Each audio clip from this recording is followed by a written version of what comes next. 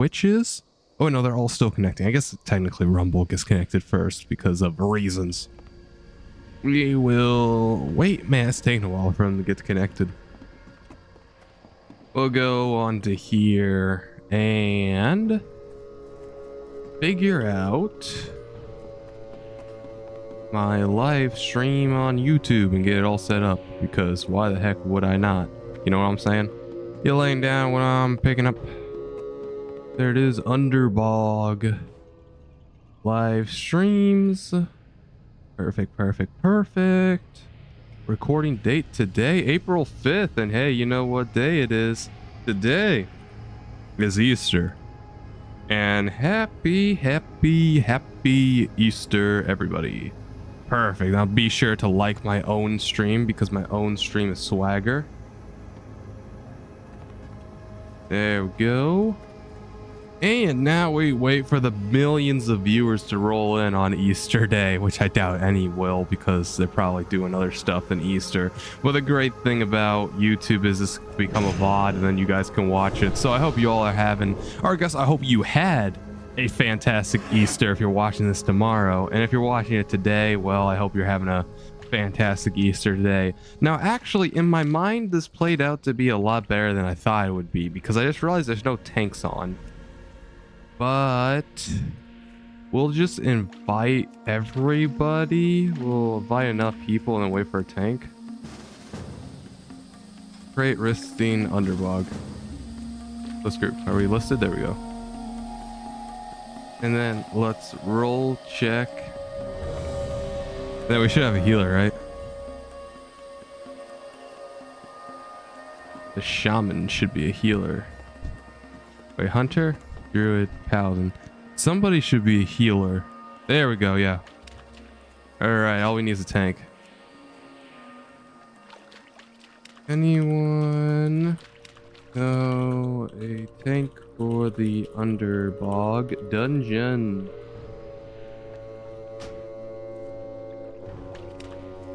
Beautiful.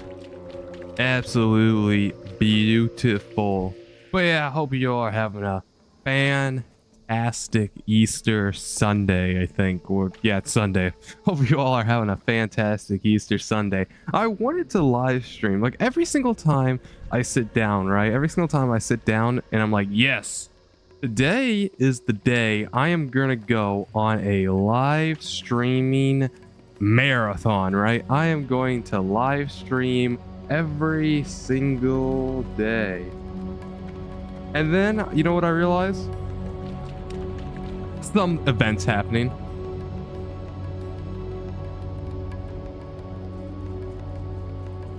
Like, example, Easter. Like, come on, bro.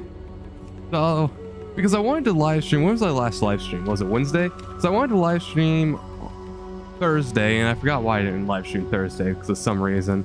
And then I couldn't live stream Friday because we were preparing for Easter. Saturday we had an Easter party, and then today is Easter. So that means nobody's probably going to join because, you know, they're all with their family, which is fine. It's just like every single time I want to do something, something else comes in my way, and then I can't stream every single day. So then it becomes inconsistent. Seriously, I have no idea how these people do it for a job, man. I mean, I'm not going to say streaming is the hardest thing on the planet. And if I didn't have school, right, I would be able to do this every single day. But I don't understand how people can live stream as a side hobby every single day. You know what I mean? Like, I guess for a job, right, it's the same thing. You just go live for 8 hours instead of clocking in at a factory for 8 hours. But still, I just am astonished, honestly, that some people can sit down and do a job for 8 hours a day, probably do a drive home for an hour, and then go live in their computer for additional, you know, 3 hours or whatever. It just astonishes me because you can't do anything, right? Like, the second I go live, the second you hit the live button, you are committing your entire free time, your entire existence, really, for the next hour, 2 hours, 3 hours, 4 hours, that's sitting down in this chair and not leaving. Like, I could play different games, right? I could do other stuff on my desktop, but I'm committing my time to not leaving, aside from like a bathroom break or getting up to get some food or something. So, for example, if somebody comes down, it's like, hey, what's up, Alex? I gotta be like, go away, you suck, bro. Like, get out of here. I don't want you to talk to me.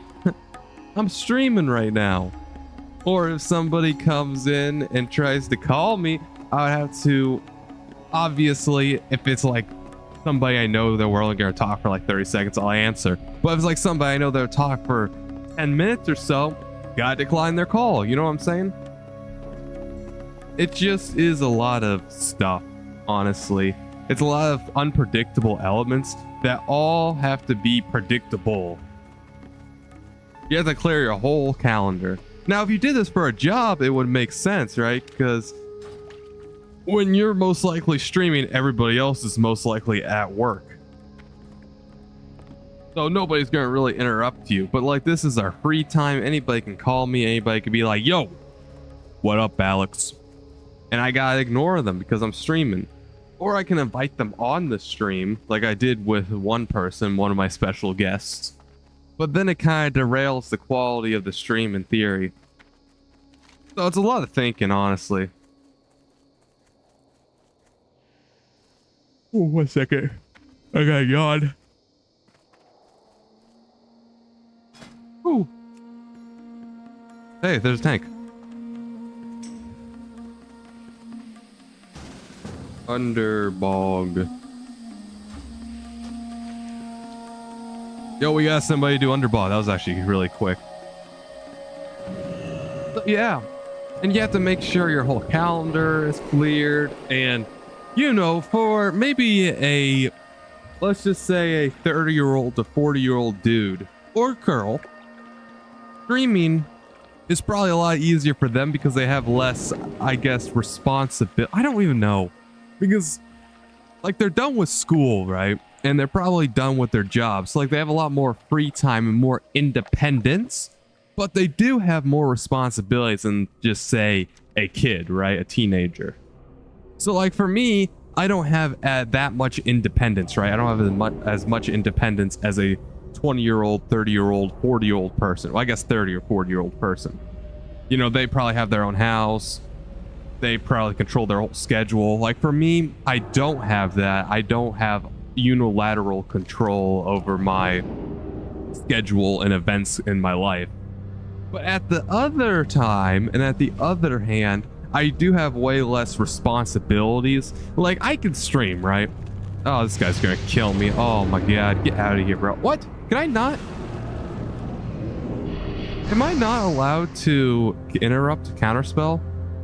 I'm not allowed to counterspell when I'm backwards. Oh, no, I can. So it just didn't register. Are you kidding me? I need to run to the Underbog. I don't know which way. No! My blink was almost off cooldown, too. Are you kidding me? It puts me... I guess we have a graveyard. That's actually kind of nice. I don't know why you didn't interrupt at first. I hit the interrupt button. It just didn't interrupt when I was trying to interrupt and when I'm going the tube. But yeah, as somebody as a... Let's just say... me, right? I don't have to pay bills. I can have 0 viewers, make $0 on this whole stream, on my whole YouTube channel, and it'd be 100% fine because this is an income stream, right? There's like no pressure whatsoever. You know, I don't even have an audience in the first place, so there's no pressure whatsoever. For somebody that's 20 or 30-year-old and 40-year-old, they have full independence, but they also have responsibilities they need to keep up on. Those are the two dichotomies and other hands, and trying to figure that out. I don't know which one would be easier, honestly. I don't know. I'm just doing this for fun. I don't even know anymore. I don't even know if I want to be a big online personality or if I just want to be myself, like a cybersecurity thing. That's what I'm going to college for, cybersecurity. I mean, it would be nice to be an online personality, but like at the same exact time, I don't even know. I don't know if I can do it. You know what I'm saying? Like, I don't know if I am that skilled enough to do it, if that makes any sense. Like, I don't think I'm up for it. I think I slack off too many times. I think I'm inconsistent. My content is except my YouTube shorts, but I don't know. I don't even know, because I don't even really want to make YouTube short style content either, because YouTube short style content, I was looking at a creator, his name is Boog, B-O-G, and he was going into his analytics. He's a big channel, but not as big as you're thinking. Like, I think he has 100,000 subscribers, which is absolutely massive, right? But compared to other channels with like millions of subs, he is smaller. I looked up his channel, right? And he made a video doing a deep dive into his YouTube history on analytics. And he showed once when he eventually did get monetized, because he had like 1,000 subs and a bunch of watch hours, he was making like this much money. He was making zero money, and he didn't really have a community aspect, because most of the viewers he got were from YouTube shorts. And his joke was, people on YouTube shorts, they see your YouTube short, they subscribe, and then they move to Alaska immediately, and you never see them ever again.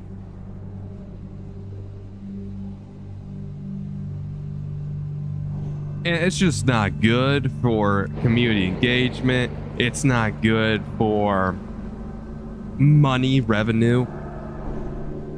And I probably will keep posting YouTube shorts, at least my stream clips, right? Because my stream clips is so freaking easy to post. Like, all I have to do is go on to Twitch, make a clip of whatever the silly goober I'm talking about. Hey, maybe I'll make a clip about this right here, post it on to my Twitch clip manager, and then direct it to TikTok and Instagram. Easiest content of my life.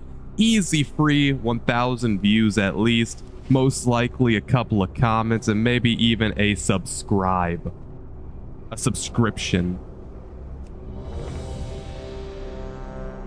So I will still probably do it, right? But at the same time, I notice they're less useful, because I want to build a community aspect for me, right? And YouTube shorts is kind of like junk food, right? Junk food for the viewer, you know? It's small, bite-sized clips if you want to know what's going on, but they're not really going to get invested in you. They're not really going to get invested in your community. They're not really going to care who you are. They'll look at you, be like, okay, I got my fill for today, and then leave. They might drop a like, they might comment, and then they might watch another YouTube short like way later down the line. But I want to foster a long-form content community. And I'm trying to see if there is crossover between YouTube shorts and long-form content. I don't really think there is. There has been a few people like Oxio and... oh, crap, I forgot your name. I'm so sorry I forgot your name, but you come to my live stream sometimes. There has been those people that have came on from my YouTube short, because I know that for a fact.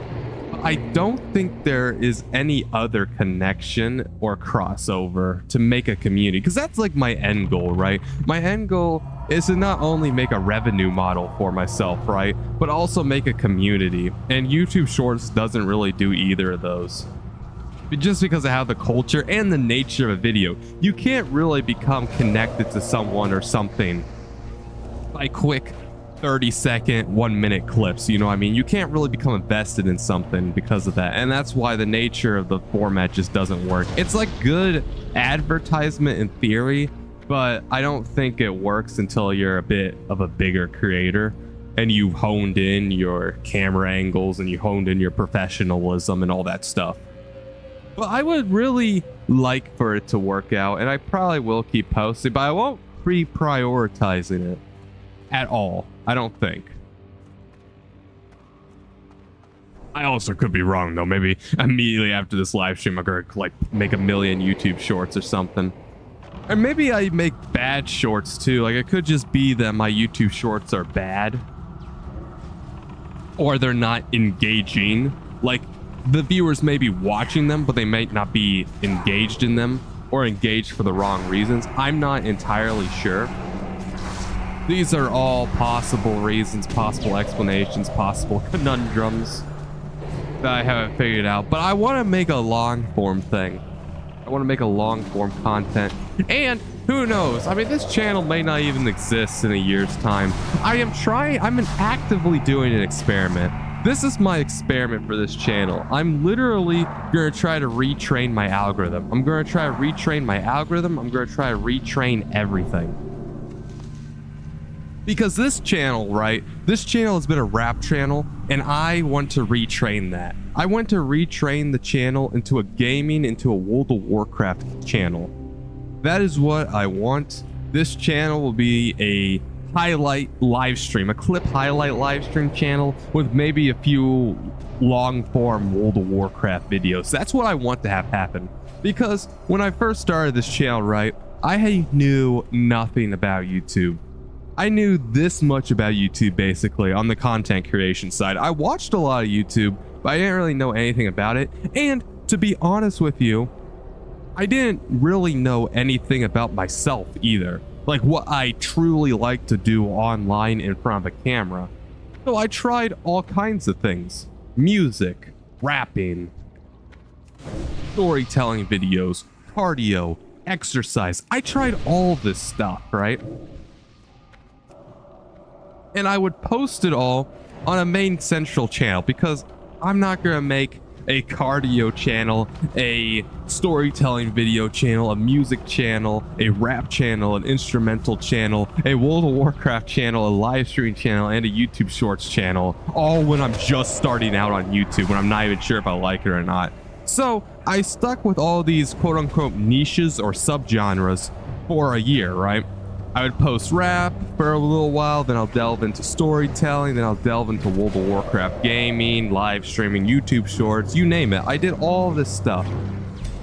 And it worked sort of okay, but the problem is, right, and I've noticed this a lot, somebody subscribes to me for my rap stuff. Let's say they really liked one of my rap songs. They subscribe to me, they're like, heck yeah, man, amazing song. And then they see me post a gaming video about World of Warcraft. And they're like, I never seen World of Warcraft before, never heard of World of Warcraft, never played a World of Warcraft. I don't care about this game. I'm not gonna click. YouTube still thinks they are a loyal subscriber, so they're showing them the video, but then they're not clicking. And then YouTube's like, oh man, this video must be garbage. This video must be blomp, blomp, blomp. And then it stunts it in the algorithm for no real reason, because the video could be a 10 out of 10 video for fans within the World of Warcraft or gaming genre. It's just that somebody who's here for the rap music doesn't want to watch the World of Warcraft content. And like I said, there's not much overlap because the way my YouTube Shorts get applied, right, where some YouTube Shorts people come to my live streams, it applies directly to say my niches. Like there is some overlap. Like for example, Tapman subscribed to me and he watches my raps every once in a while, but he also comes into my live streams with gaming and World of Warcraft. So there is some crossover, but it's not enough, and I believe, overly stunting myself and stunting my growth, especially now this experiment's over. Because like I said before, I didn't know what I wanted to do, right? I didn't know about me, I didn't know about YouTube, and this was all just one big experiment. And I was trying to figure out, what do I truly like? What do I truly want to do? And it turns out I actually really vibe with live streaming, right? I actually really vibe with live streaming. So far, at least. I haven't had much haters, right? I seem to be naturally good at it for what I'm doing, like commentary type live streaming. I should be pretty decent at, because I don't ever shut up, right? So I detail a lot of my stories. I keep people engaged. The gameplay is pretty decent as well. It's not like I'm absolute garbage at World of Warcraft either. So the viewers like it. I like it too. It's pretty nice, casual, and chill. You know, it's not like difficultly hard, but it also takes some skill, you know, to keep talking like this. I'm improving my multitasking skills. I'm improving my concentration. My general speaking skills are improving. I mean, it's all overall good. So I realized, man, I really like live streaming, and I love playing World of Warcraft. I've been playing World of Warcraft for 15 years now. Why wouldn't I keep on live streaming and playing World of Warcraft? That's like the trifecta right there. So then I realized this: if I live stream, I cannot make a rap in the same amount of free time. So I have to choose between making a rap music video or doing a World of Warcraft video live stream. Because we all don't have infinite free time in the day, I'm no different. I have to choose and pick between these topics because they all take around the same amount of time to complete in a day. And because of that, I may go, like, for example, I may get really invested into rap music. I may get really invested into making music and rap and stuff, and I end up not making any World of Warcraft live streaming videos for, let's just say, weeks even. And that will discourage my people that subscribe for music content, or sorry, for World of Warcraft content, right? Because they're like, man, why is this dude posting all these raps? I don't like this dude's rap music. I don't care for this dude's rap music. I'm gonna unsubscribe. And even though they may have been a heavily loyal viewer, right? They may have been an extremely well adjusted loyal viewer for my World of Warcraft gaming content, but it's just they got fatigued with too many music releases. Same thing happens vice versa. If I make way too many World of Warcraft live stream videos, if I make way too many World of Warcraft live streams in general, and it floods that, and I haven't made a new music release in weeks, the people that enjoy my music are also gonna unsubscribe. So they're clashing with each other, all actively clashing with each other. So what I think I'm going to do first, this is what I'm going to try to do first, is I'm going to only, for let's just say 4 to 6 months, I'm only going to be posting World of Warcraft live stream content, or just live stream content in general, let's just say that. And most of it will probably be about World of Warcraft, you know, just clips from my stream, whether it be on YouTube Shorts or my main videos. And we'll have YouTube push that. I'll try to retrain my algorithm. I'm going to take out all, and I mean all, aspects of rap music from my channel handle. I'm not going to delete any of my rap songs. None of my videos are going to be deleted. I'm just going to go into my like about section for my channel and remove all aspects of rap, so then viewers don't get confused, YouTube doesn't get confused. And I'm gonna see if I can train my algorithm back into a World of Warcraft gaming channel where people that like World of Warcraft, that like live stream highlights, that like all that stuff, want to subscribe and want to view, so then I get a more dedicated audience. And then if that succeeds, every, I don't know, 20 uploads or something, I'm gonna do quote unquote side content. I'm gonna do side content, and we're going to maybe post a storytelling video, maybe post a rap video, I don't know, and we'll see how that goes. If that doesn't work, right, let's just say for 4 to 6 months I'm grinding, right, I'm live streaming a lot, like maybe not every single day, but I'm trying, right? I'm trying, I'm putting in the effort, I'm putting in the work, and it is just not working. Then what I'm going to do is make splinter channels. The King Alex Gilbert channel in its essence will stay up for the end of time, you know what I mean? Nothing will get deleted from there. I will not be posting on this channel probably ever again. And what I'm gonna do is make splinter channels. I'm gonna make a King Alex Gilbert gaming channel. I'm gonna make a King Alex Gilbert music video channel, a King Alex Gilbert storytelling video channel, and we'll start back from square one. Unfortunately, I will probably make YouTube posts being like, hey, if you are a subscriber of gaming, here's the King Alex Gilbert gaming channel, and see if anybody comes and subscribes. But most likely we're starting basically from square one, except for knowledge.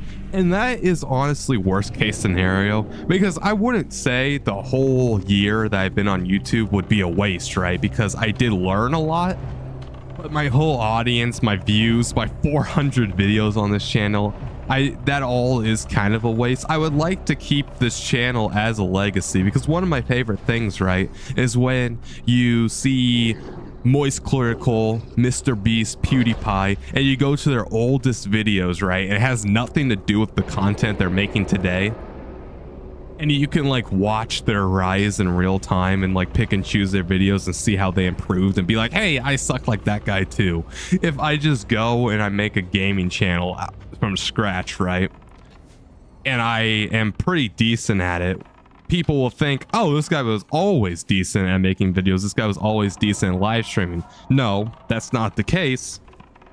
I just made a new channel so the YouTube algorithm will get pleased, so I can like actually make some real progress and not have it be weighted down by all these music content for World of Warcraft and all this different niches and all these different combating genres on my channel.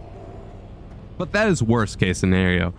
And that's a big, massive experiment. What this whole channel was an experiment for the YouTube algorithm, see what's with what and figure out how to basically succeed in online creation.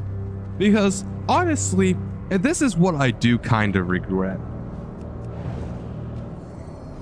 I had it. I had everything on this channel. My channel is actually going towards a World of Warcraft type channel. I think I did train my algorithm into at least accepting my live streams, because people would click on the VODs of my live streams and they would watch the whole thing. Like my average view duration for some of my VODs were like an hour for like a 2-hour video, which is crazy, right? Absolutely crazy for an average view duration. Yes, I only got about, I don't know, 60 to 100 views, but if the average person watched that for an hour, that's like 60 hours of content right there. You know, keep that up for a while, YouTube would be like, man, we really need to push this out to more people. So I had it, right? I had it. And then you know what I did?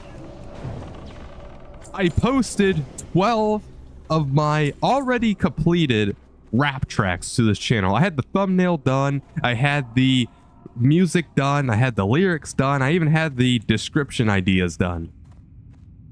But I didn't post it to my YouTube, and they were only exclusively posted on SoundCloud. But I wanted my music audience to be happy, because once again, like I said before, I could go weeks without appeasing a certain audience. And in this case, it's been like weeks since I last started another music video for my audience to digest and consume and have fun with. So I posted 12 of my music tracks, right? I posted 12 musical tracks, rap tracks, to my channel, 3 a day, back to back for 3 days. And they got a few views, right? Not as much as my gaming content, but they did get views, and they did get a few subscribers. But slowly, I saw my analytics with World of Warcraft and my gaming and live streaming highlights slowly go down. And I ruined it. I did. I ruined it, bro. I was right there. I was this close and I ruined it. So I'm hoping I can retrain it. I don't know how many times you can retrain your algorithm. I don't even know if you can. Like maybe that was just a fluke or something. Maybe that was a once in a lifetime opportunity and I just threw it away. I'm not really 100% sure. But this time I am gonna take it seriously. I'm gonna see how everything works, right? I'm gonna see if I can figure out how to grasp the YouTube algorithm. And I'm gonna keep posting my rap tracks, right? I'm gonna maybe keep posting storytelling videos because that's kind of like my live streaming highlights. But other than that, I'm gonna be posting my rap tracks on SoundCloud, by the way, not YouTube. I'm not gonna be posting any more rap tracks on YouTube, at least for like a really long time. And hopefully I can get back to my former glory, right? Because I feel like, I mean, I've had a lot of people tell me this, unironically too. Like, it is kind of surprising. Like, a lot of people would tell me, hey, I am genuinely surprised that you have not blown up yet on YouTube. I'm genuinely surprised you only have 229 subscribers. And it's probably because I fragmented my audience like this. And yes, I probably will lose subscribers. I am anticipating, I am hoping I lose subscribers, because that means I'm cutting off the dead weight of my channel. I always said this. Do I regret rapping, right? Do I regret making music in general? I am not sure. Do I regret starting this channel as a rap channel? Yes.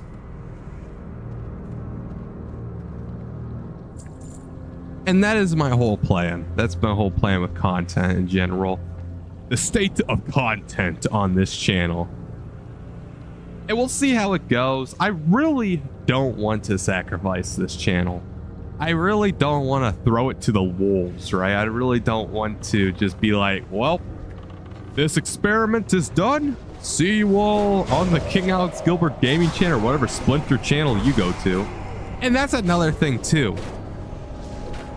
The problem with Splinter channels is, let's say I got my rap content, right? Let's say I am once again heavily invested in my rap content. I'm posting rap videos every single day for, let's just say, a month. And then I'm like, you know what? Rap is boring. I don't want to do rap. I don't really care about it anymore. Let's go do something else instead. That rap channel will probably be dead for 6 months. With no new content, people will probably unsub, and that's just not good in general. But it would be a necessity if I make Splinter channels, so it's a lot to think about. I kind of wish YouTube wasn't this complicated, but I mean, I get it, right? I mean, there is like, what?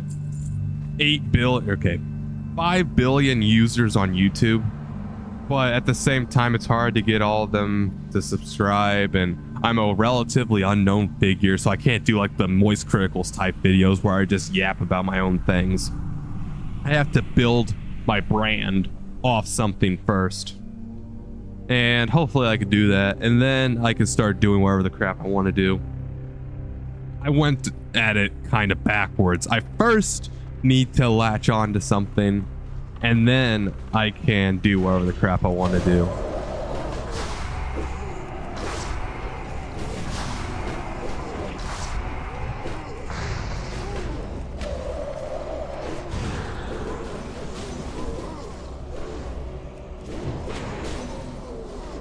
Actually, I haven't streamed since April Fools, have I?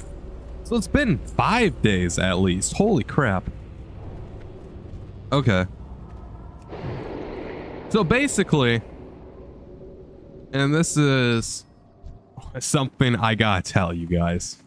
I am the king of April Fool's comedy. I am the king at making April Fool's jokes. And I think I have mastered it, right? You may be wondering, how do you make a good April Fool's joke, King Alex Gilbert? I am so glad you asked, man. So basically what you have to do is poke fun of something serious. It could be something serious you've done. So like, for example, if you are making a YouTube channel and you have a few haters that call out some of your flaws, right? And normally you would fight these haters, right? Normally you would call these haters stupid or something or wrong. In the April Fool's joke post, you have to go with it. You have to put hilarious hyperboles in there. So for example, I have a few people that say I use AI generated rap lyrics, right? Like I don't write my rap lyrics, I do AI generated rap lyrics. Obviously they're wrong, right? But this is April Fools. So you have to say that they are 100% correct. So what I said is, they got me. My haters got me. They caught me red-handed. Yes, I do use AI in my rap music, but I don't just use AI in the lyrics. I use AI to generate the whole thing. But it's not just that.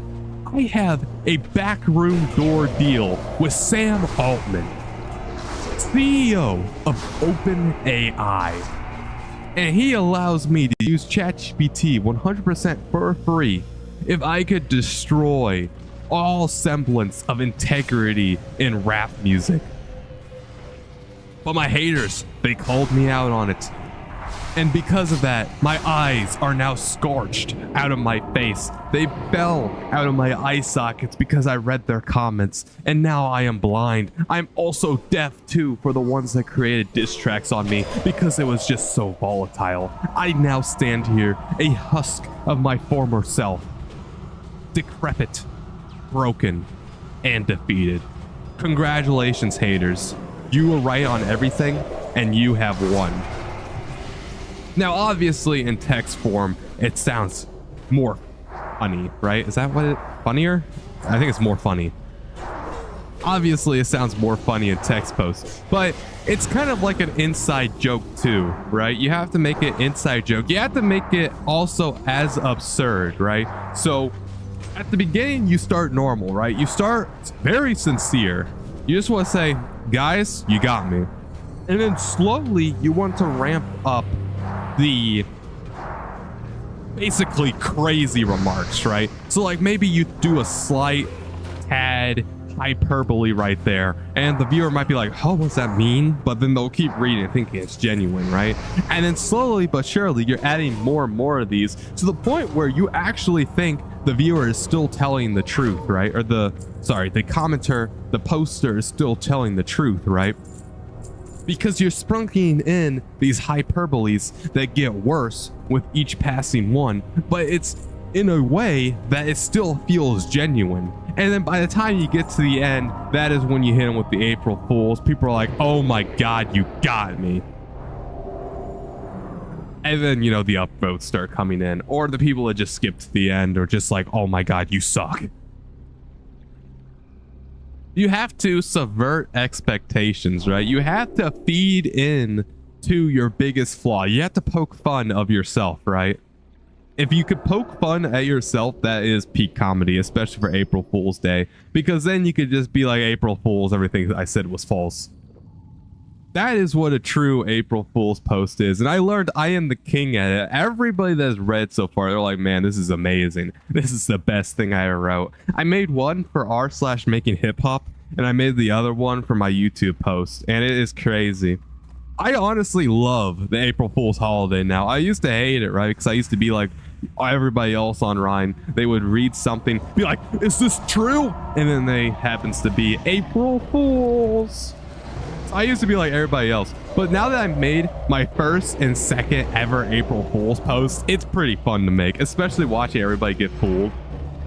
And you know, it is in spirit of the holiday too, so you can't call me a jerk, man. I'm just participating. So yeah, that is how you become an excellent April Fool's, guys. Subvert expectations, acknowledge expectations, say the expectations were right, and then turn it all upside on its head and say April Fools. You gotta do that quote unquote jester maxing. Alright, let's jump down here. We're almost to the end of the Underbog, aren't we? Oh wow, we only killed the second boss?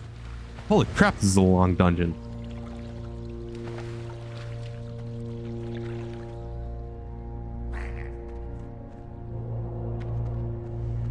This is actually a crazy long dungeon, like holy crap.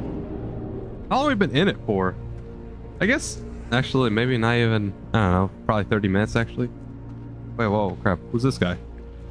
Come over here on your left. Hold on, there's an NPC that says, hey mage, over here on your left.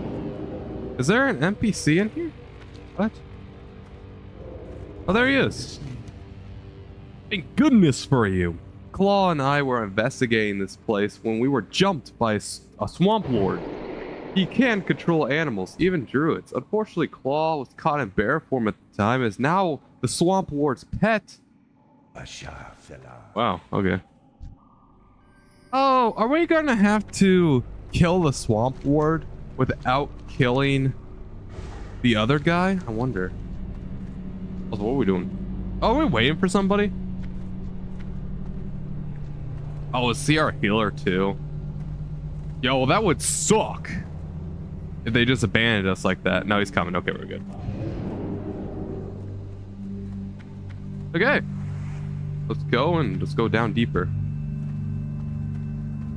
But we'll see. We're at a precipice, right? We're at a breaking point in the King Alex Gilbert channel once again, man. I feel like all we're doing is precipice, but it's experimentation, right? That's all it is. What we're doing here is experimentation. And then before you know it, greatness has been achieved. Because, I don't know, it's like that one dude said, was it Theodore Roosevelt? A man who does not try cannot make mistakes or something like that. Or like something like every failing is not a failing, it's a mistake. I don't know, he said something about something and I was like, man, that's a really insightful quote.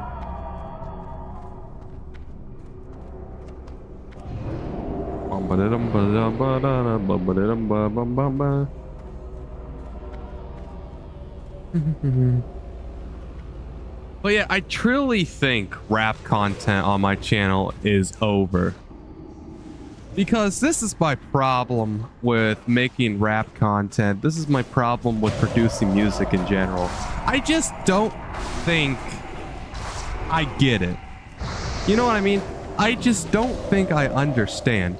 I've never taken a high school band class. I never even taken a middle school band class. I was never in band in general. I was never in choir in general in school. I don't sing along to my favorite songs. I listen to them, but I don't sing along. I can't really tell like flows as a rapper. Like I like listening to rap music, right? But I can't really tell their different flows. I can't tell when they're on versus off flow. I can count bars. I can tap along to the bars in the song, but I can't really understand 8th notes, 16th notes, 4th notes. Like I can sort of hear them, but not really. And I'm learning all this stuff from scratch, right? But I think I am musically inept, or I'm too far behind, because I'm at the point now, right, where I write lyrics and I say the lyrics out loud, and my rhymes line on the snare or clap, right? They land on the 2nd and 4th bar almost all the time, right? And I keep a constant tempo, but most people, they just tell me it just doesn't work, right? They just tell me you sound weird, or you're still not really on flow, or you don't have any rhythm. And I don't understand how to fix that, and I don't think I will, and I think I am unfortunately wasting my time trying to pursue this, because I think I'm naturally disadvantaged at rap. Like for example, we're talking like a character tree, right? And we have all these stats. My rap stat would be all the way down at -5. Like we'll just say I start at -5, and most of my peers that I see that are rapping probably started with a +2. Meanwhile, I am naturally good at gaming and yapping and live streaming. Like with live streaming, I started at +5, and every single time I get better.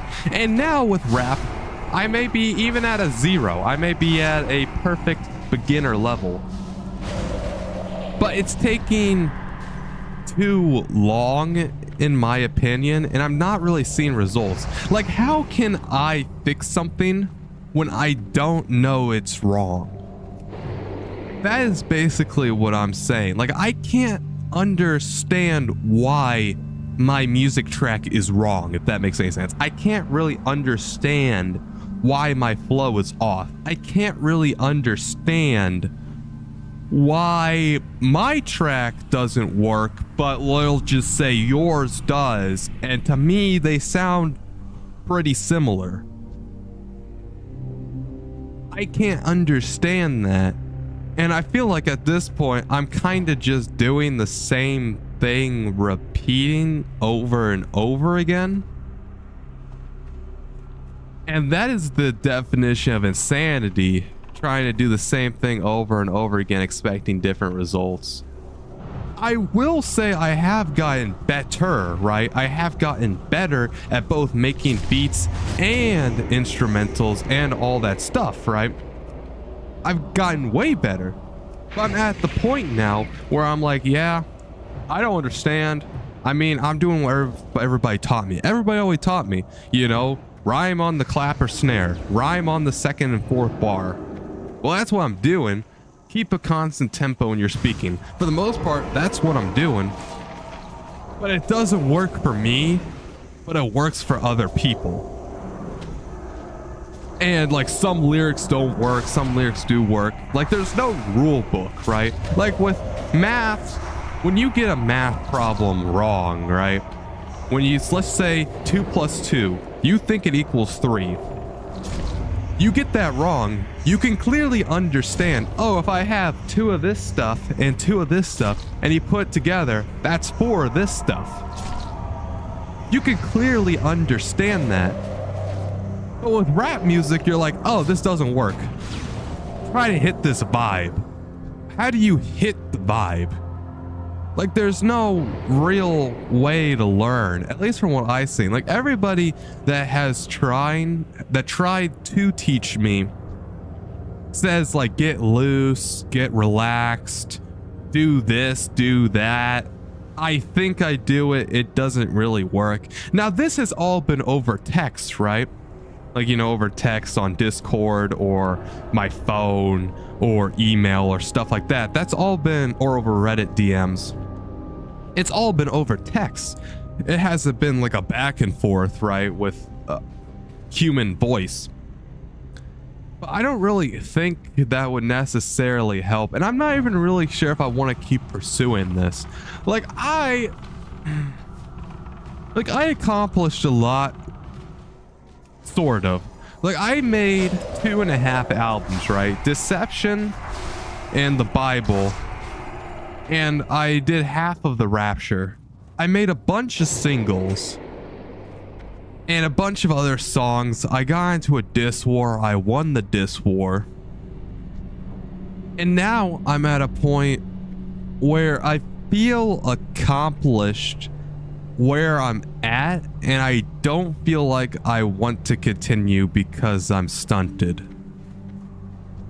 Because I feel like progress can be made, obviously progress can be made, but how hard do I have to realistically push myself to make said progress?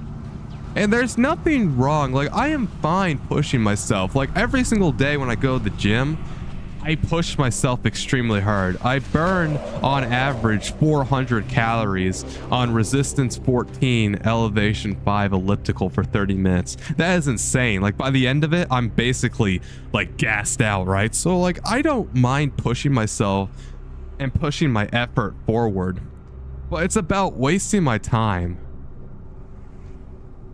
And I am just wasting my time because I don't understand. And will I eventually understand? Yeah, probably. I just don't think I am of a musical background. I don't think I am made for this music stuff. I don't think I know how to make the music that I want to make. I have no idea what you're supposed to do there. Okay. And it has been an interesting experiment. I mean, if you look at Brown French Fry to The War Is Over, the progress is there, but how much longer do we realistically have? You know what I mean? How much longer before I make another increment? And each time I make an increment, it's harder to make that next increment, if that makes any sense. And it's just not useful for me anymore, especially when I'm just so much naturally better at other stuff. Like I said, rap music takes time away from stuff I could be doing, like streaming right now. And it sucks, right? Because I started my whole rap persona on this channel. I started everything from rap. I started everything from Deception. My profile picture is my Deception album cover. But I think giving it up, or at least heavily reducing my workflow, is just the way to go.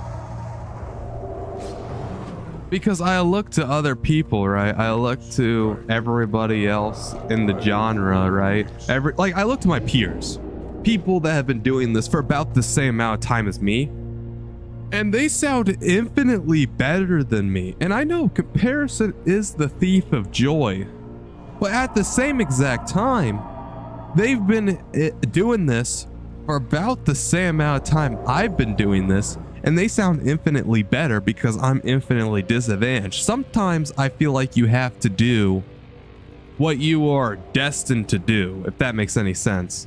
And I'm just not destined to do musical. I'm just not destined to be a musical output. And I don't know. I could be wrong, right? I could be entirely wrong. And maybe we'll just say, out of nowhere, I just decide to drop a music video and it blows up and I become really good at rapping, right? Maybe I have that potential in me. People have said I have that potential. People say there is potential there. There is uniqueness there. But I see all of these other people that say there is nothing here. And I feel like at this point, the people that say there is potential there, people that are saying, hey, don't quit, are just saying that to be nice. And that is kind of sad. And I feel like that's what it is at this point. And that's why I am probably going to either quit or heavily reduce making rap. I know, it's sad.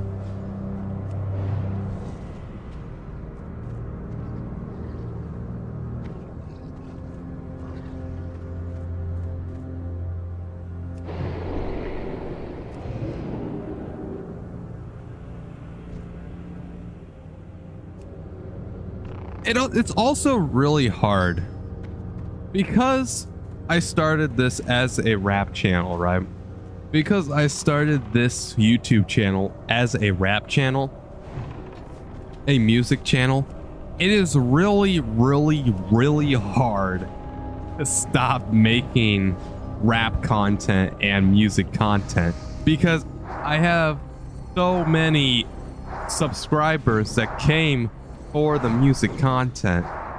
Because while there's not that many commenters that are commenting on my videos for the music, my music videos still get the second place compared to my rap content. And I have so many people that are in my orbit that want me to keep on making rap music. And I don't know. I mean, I just think at some point, at some point, it's useless. At some point, you got to move on, right? You just have to. You just have to move on with your life. You have to move on and explore new horizons. Explore what you're meant to do. I mean, there's not that many people. No, not trying to flex, right? But there's not that many people like me. Like, do you know anybody that can speak nonstop for 8 hours in your real life? Probably not. I'm that guy who can non-stop speak, and that's why I'm built for this, man. I am built for streaming. Hopefully that didn't cut out. I'm sorry if it did.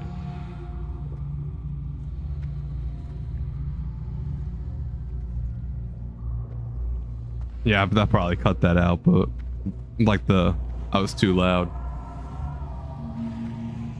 But yeah, I mean, we'll see. We'll see. I mean, I was waiting for my diss war, right? I was waiting for my diss war to end before I made a decision. But yeah, like now that diss war is over, there's really nothing. There's nothing else that I want to do that I can realistically do in rap music and music content in general without devoting so much of my time. I'm just not feeling it, man. It's just taking too long with little progress. That's the best way to describe it. Also, am I just gonna stay up here? Oh, there we go. Too long with too little progress. Like, for example, mathematics, reading, language arts, writing, all this stuff I've ever done, I progress way faster. Does that mean I'm automatically good at it at the beginning? No, not even close. But does it also mean that I am progressing way faster than my rap content ever did, than any of my other content ever did? Yes. My knowledge base is expanding more than anything else I've ever done as well. It's just taking way too long. It's the hardest thing I ever done, and there's no gains to it either. This is something I also want to talk about. When you look at my gaming content, when you look at my live streams, all this stuff, there is no haters. There is no haters on my gaming content, on my live stream content. I have haters out the wazoo on my... There we go. I have haters out the wazoo on my... Crap, what was I gonna say? Bro, dementia. Holy crap. Freaking dementia, yo. I just forgot what I was gonna say.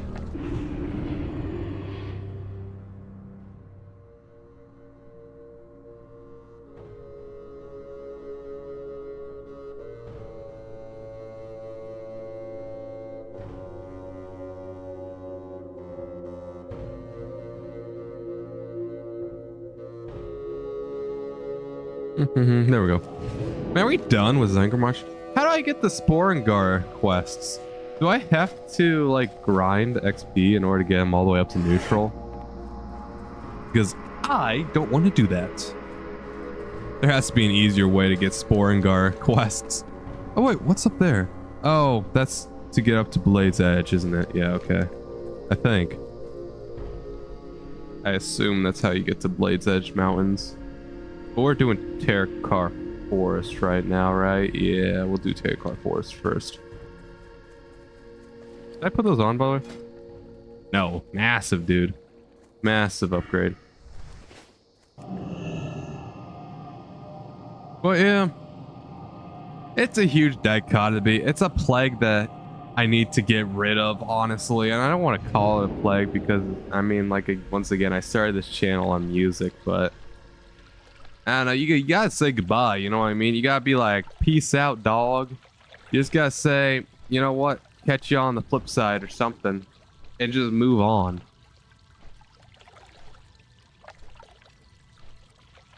And one day, I may revisit rap when I have an audience, when I have following greater that just want to see what I want to do. But other than that, you know, I don't know. It's all too confusing. When I first started my YouTube, I never would have thought in a singular second I would end up here, man. Like, the freaking butterfly effect is insane. I started this channel as a rap channel, and here we are a year later playing World of Warcraft live streaming. You know how insane that is? The butterfly effect goes hard. Like, wow. New wand. What do I gotta do? Oh, hello. Yeah, I would have never thought in my wildest dreams we would be here now. But here we are, figuring out at the crossroads of my channel. And do I regret posting those rap tracks? Sort of, because like I said before, I mean, here, let me tell you, let me go my analytics. I'll tell you what my watch hours per day used to be. My watch time per day, actually it's going up again. Oh, that's actually useful. I don't know why it's going up. My watch hours per day used to hover around, like, it appears to be, I don't know, 20s. It used to hover around 20, it appears, 20 hours a day. And now we're about 5. We're normally about 3, but we're growing, so that's good, I guess. Then again, I guess it could plateau. I don't know. It could also just plateau, but I do feel like I sort of ruined my channel. Hey, it's level 68. Let's go kill him. Going for the DPS. Wait, what? What the crap? Uh-oh. Okay, let's go. We're out. Be healed. I'm out. Peace out, dog. You don't want to fight me. Peace out, dog. No. No! What the goober are you doing? Oh, how? Oh, he's keeping me. How far is he gonna run? How far is this dude gonna chase me? Actually, hold on. Is he gonna chase me across the whole zone? He cannot catch up to me, especially if he keeps me in combat with his pet. That's his problem. He's keeping me in combat with his pet, but yeah. Bro, how far is this dude gonna chase me? Holy crap, it's like this is a bloodhound and I'm escaping jail or something. Like, Jesus. Mount up. Dang it! The spider! The freaking spider interrupted me. Are you kidding me? Oh my god, I hate spiders. Yo, screw arachnophobia. Why is my character scared of a spider to mount up? Are you kidding me? Oh my god, am I gonna get away though? Come on. Come on. I think we're fine. I think we're chilling. We're chilling. We chill. We chill. Heck yeah, bro. Is he still chasing me? Hey. What is he doing with his life? Get a life. Stop chasing me, bro. Are you a bot? I don't know if you are. Okay, I need to get out of here. Wait, the Dark Moon Fair. Hey, wait, shield me. Protect me. Protect me. Is he still chasing me? Get a life, bro. How are you still? Get a life. What are you doing? Get this guy out of here. What killed me? What's he gonna do? Like, is this a bot? Hold on. Laughs at me. Get a life, bro. Imagine doing this absolute disrespect, bro. Chase me half across the map. What is wrong with you? Touch some grass, bro. Like, get out of here. All jokes aside, but anyway. Is this dude gonna spawn cap me? Like, I didn't realize I was going up against a loser. A big nerd.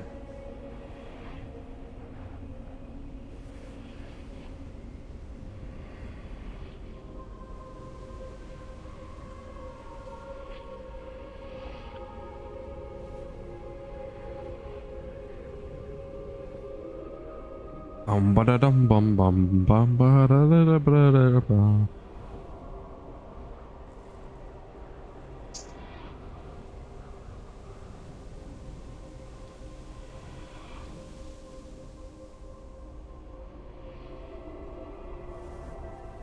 Bum bum bum bum bum bum.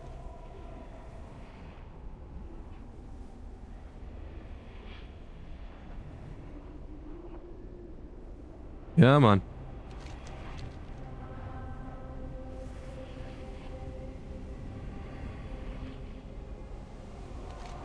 I don't think he's gonna camp my corpse, but I mean, who knows? Yeah, I don't see him. Level 68 got beat by, or level 65 got beat by level 68. These things happen.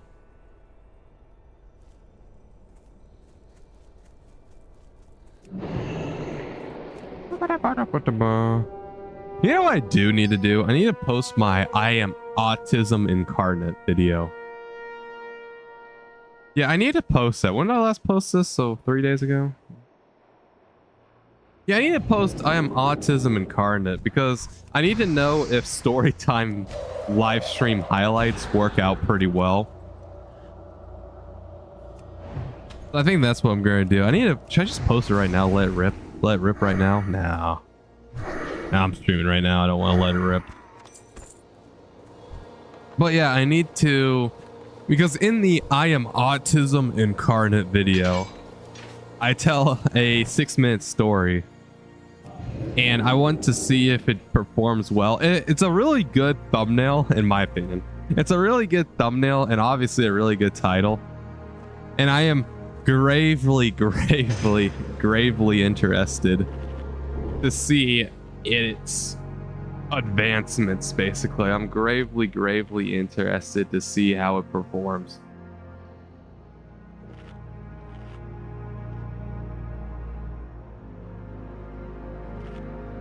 Because if it performs well, bro, I got so many embarrassing stories to tell on stream. Cause I don't even care, bro.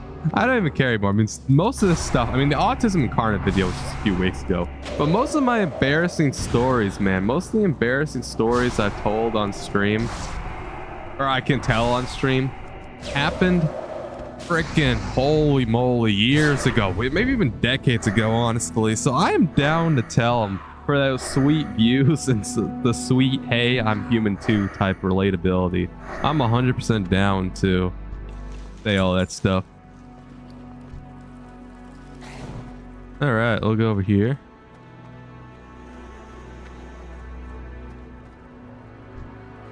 I also make Twitch clips about it, you know, make some YouTube short clips. I need to post it though. I need to see how it goes. I was thinking if I wanted to post on Easter or not, because today is Easter. I mean, today is Easter. Do I really want to post? I don't know. But I think I am going to post, because why not? I mean, this is also posting these long form content. This is also 100% part of my whole retrain the algorithm regimen. I'm just trying to test the waters, figure out what's what, see how it's going, see if people click, see if people stay. I think people might stay for the Autism Incarnate video, hopefully. I really hope so. I'm trying to crack the code, man, because like the difference between live stream in general and live stream highlights is live streaming, people will literally just play your video if no matter what you're doing, right? Like people will just put your video on the background. It doesn't mean it need to be like super edited or anything. With live stream clips and highlights, except for YouTube shorts, people want you to be having super edits and being super entertaining, and I ain't about that, bro. Bobo Dingus? More like Bobo Dead. Yeah, you're Bobo. You lose. Harold Terror? More like interrupt. How are you resisting everything? Like what? There we go. Hopefully that doesn't come back and bite me in the butt, but we should be fine. We should be out of here. They freed all the children. I was gonna free the children, bro. I need them for the quest. I can't believe we're done with the Underbog already, though, actually.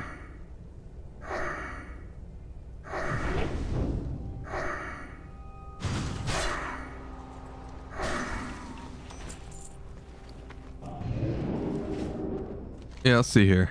No, I don't want to attempt to purify. Where is... Man. Yo, controversial take, though.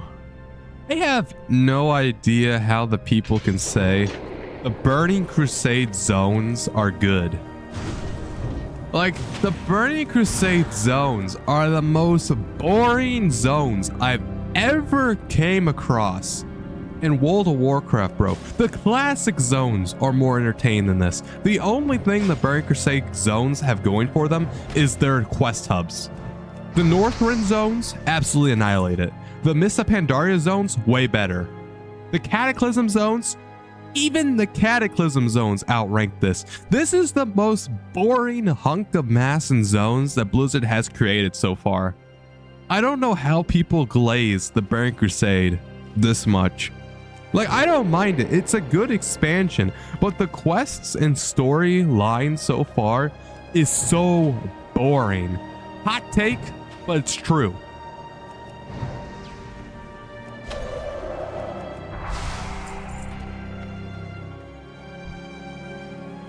The music is phenomenal, like always, though. The music, absolutely angel hymns to my ears, bro. Absolute angel hymns to my ears. Yeah, let's round them up.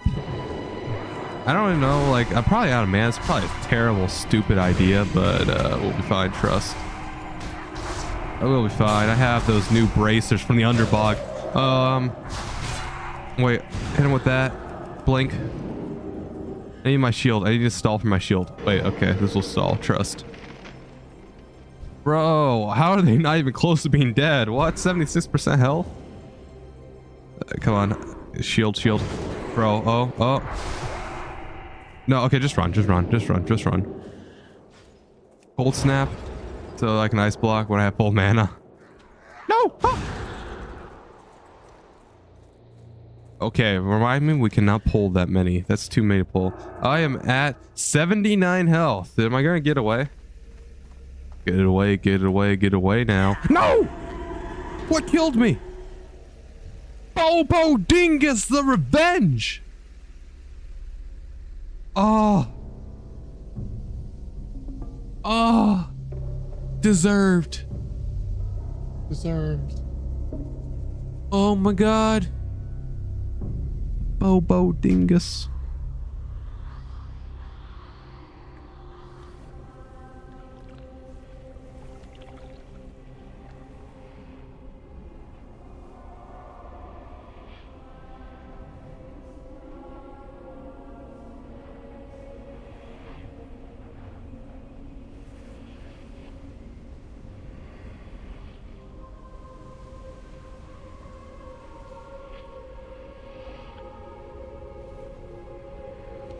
I can't believe we found a group for the Underbog, not gonna lie. It's kind of crazy. I mean, it is Easter. I expected them to like not show up, but lo and behold. You know what? Nah, never mind. I don't know. On one hand, I do like how dungeons in classic WoW could take hours, you know what I mean? Like, the one thing they did in Burning Crusade was they heavily reduced the dungeons, right? Dungeons now only have 4 to 5 bosses. Some only have 3. Back in classic WoW, you could even have 8-man dungeons. The dungeons, the level up dungeons were cool, but at the same time, they did take a lot of time. Like, you have the same problem with Mythic Plus, right? But on a larger scale. So, like, in Mythic Plus, in normal World of Warcraft, you have 45 minutes approximately to complete the dungeon. When you queue up for a Mythic Plus, you are devoting the next 45 minutes of your time to be completing that key inside that dungeon. In Classic WoW, the same exact thing is happening, except for 2 hours, 3 hours. Because your dungeon group is just like a Mythic Plus dungeon group, and if somebody leaves, I mean, you might be able to 4-man the dungeon if you have a DPS, but you're probably going to need to find a new DPS, and you can always find DPS to come in on a half-completed dungeon. It might take a while, because most DPS want a full clear, but they'll always want to come in. But if you lose a tank or a healer, you basically have to start over.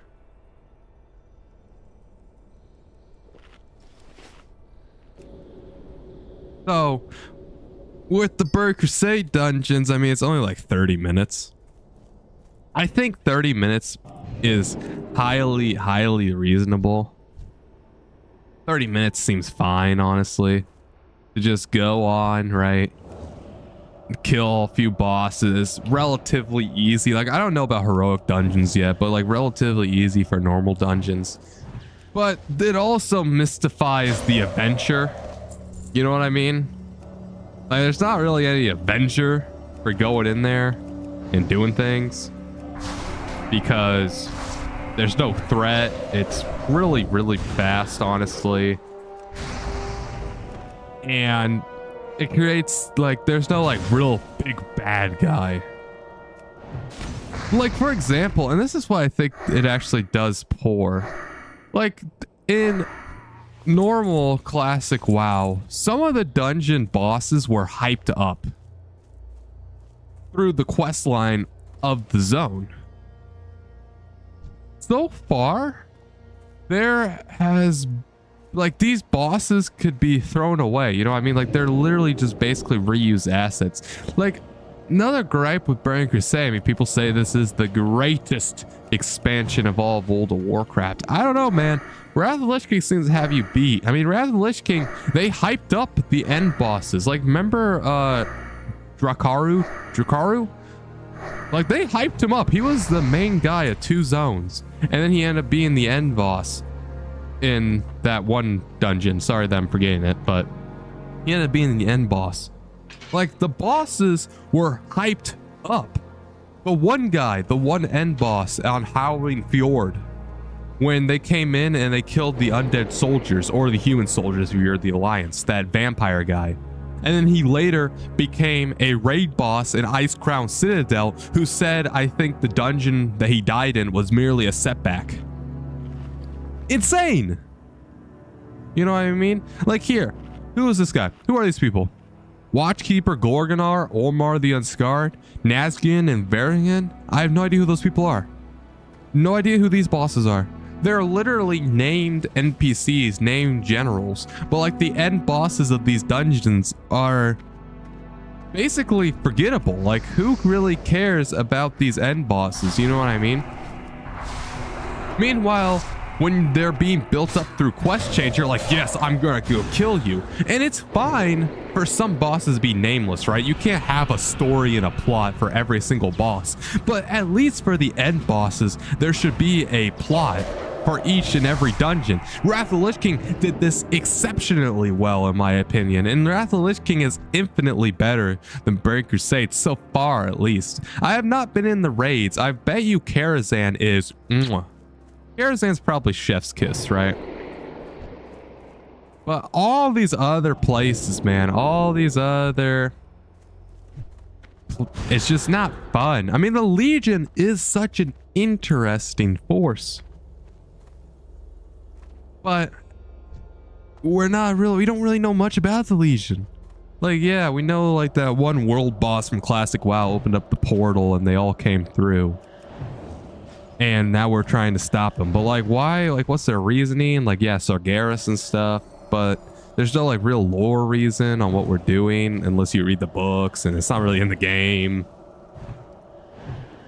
And that's kind of annoying. Like, especially like even the raid boss, like what the crap with Karazhan, man? Like, who is Prince Malchezaar? Nobody knows who Prince Malchezaar is, as far as I know. Nobody knows who Netherspire is, Curator, Terran Ulvenhuth, Netherspire, the Chess Event, Moros, Maiden Value, Attunement, the Huntsman. Nobody knows who these people are. Gruul's Lair, I think actually, Gruul's Lair, I think there was some quests about Gruul. Excellent job there. Magtheridon, excellent boss, excellent raid boss. This is one of the exemplary things Burning Crusade did. They hyped up Magtheridon's lair throughout the entire Hellfire Peninsula quest chain and quest line. And in the Blood Furnace, you are above the raid area where you actually fight Magtheridon. That is excellent storytelling, excellent world building, excellent threat generation towards Magtheridon. Excellent foreshadowing. Magtheridon, excellent example of what a boss should be. Then we have Surface Shrine Cavern.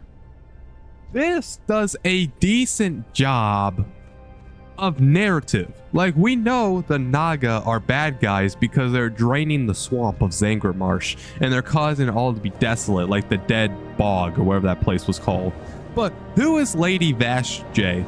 If you did not play Warcraft 3, you have no idea who Lady Vashj'e is. You have no idea who any of these other bosses are. Like, you've never seen any of them before. Like, why should you care about these bosses? You know what I mean? Like, yes, you want to kill them for the loot, and yes, you know that they are ultimately the head honchos of draining the swamp. But at the same exact time, there's no, like, real threat to the player. You don't really know who they are. You don't really have any connection. Like, when you kill them, it's like, okay. Unless you play Warcraft 3. Tempest Keep. Same exact thing. Well, actually, no, never mind. I believe Tempest Keep actually, I'm not there yet, but I believe this is quest chains. Hi, Jill Summit. I'm not gonna say anything on this one because I think this was a filler raid and literally just a homage to the Warcraft 3 campaign. So I'm not gonna say anything, but once again, who are these people? We don't really know. Black Temple, obviously excellent. Terran Gorefiend, this is perfect, man. Terran Gorefiend, one of the best bosses that Blizzard has probably ever described in narrative. We made Terran Gorfiend. Terran Gorfiend is a product of us from that one quest chain in Shadowland Valley with the goggles and how we released Terran Gorfiend and allowed him to become a Death Knight, and then he went to go and service Illidan. Reason why we fight Terran Gorfiend, he's such a menace today, is because we made him.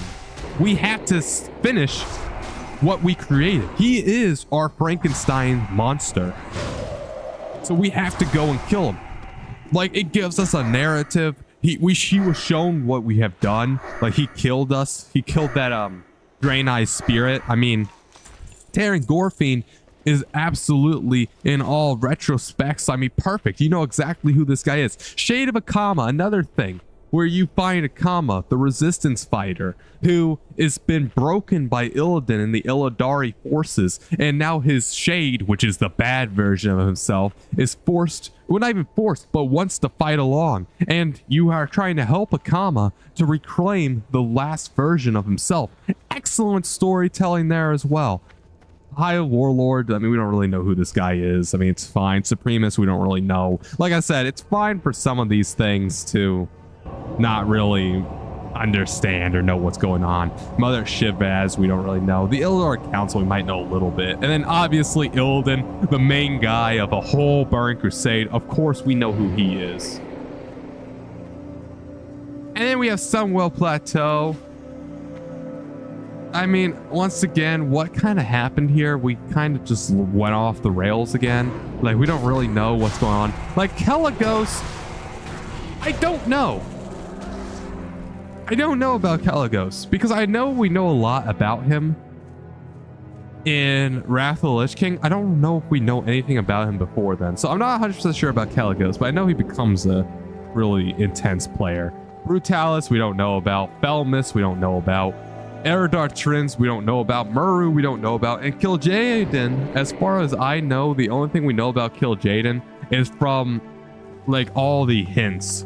Like, hey, he is the supreme commander of the Burning Crusade. That's all we really know about Kil'jaeden.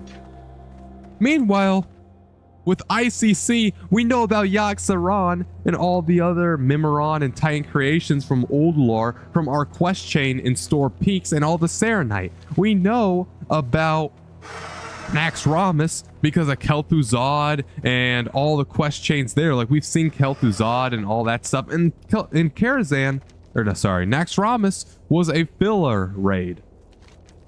Wrath of the Lich King just does almost everything better than Burning Crusade. I mean, fight me. I don't see a single thing really that the Burning Crusade does that Wrath of the Lich King does better or anything like that. You know what I mean? It just is what it is. You gotta get with the times, man. You gotta get with the times. Also, what am I doing? I need to go into the tomb. Like, what? Like, I think people look at the Burning Crusade like, ah, but the Burning Crusade was the first World of Warcraft expansion. We went to the Outlands. We took on the Burning Crusade. I mean, that's great.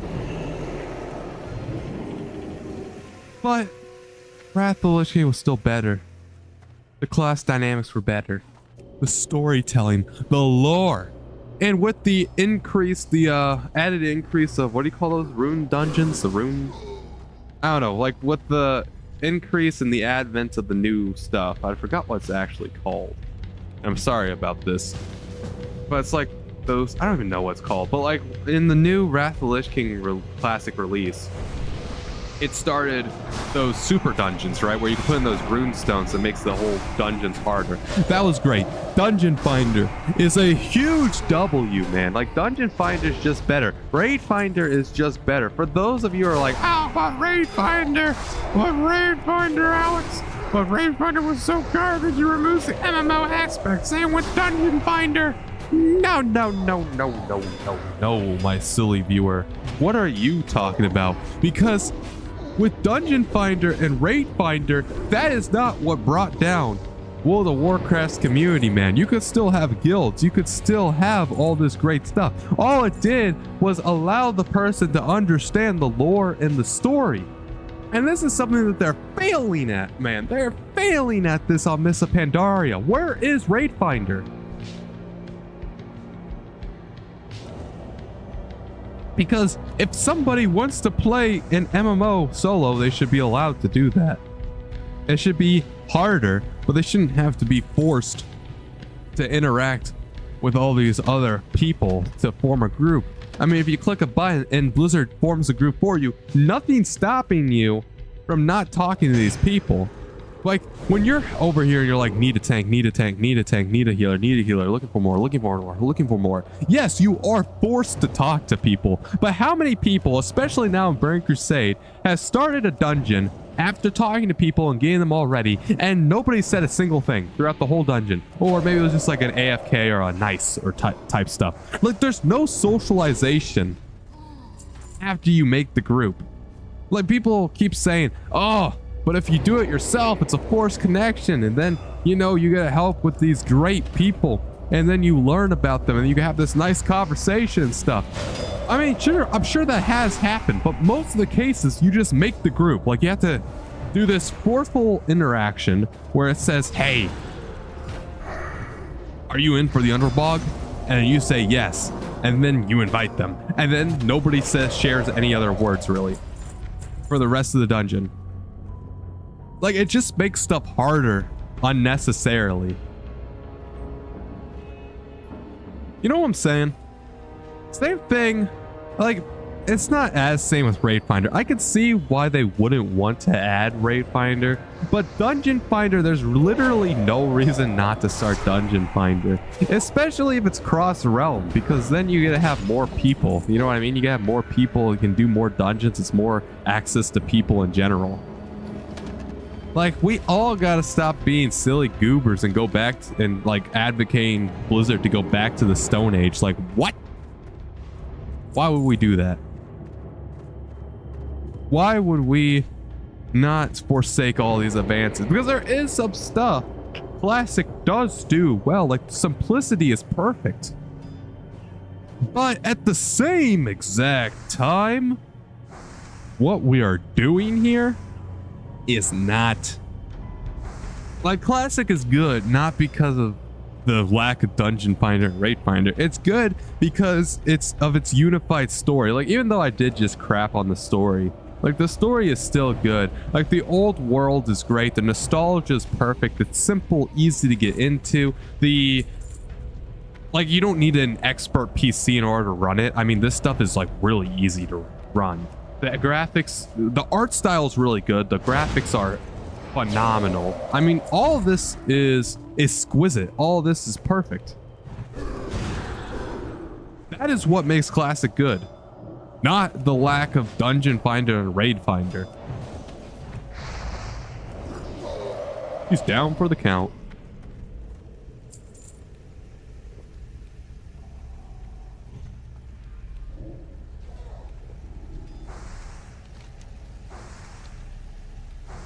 I mean, think about this. This is another thing.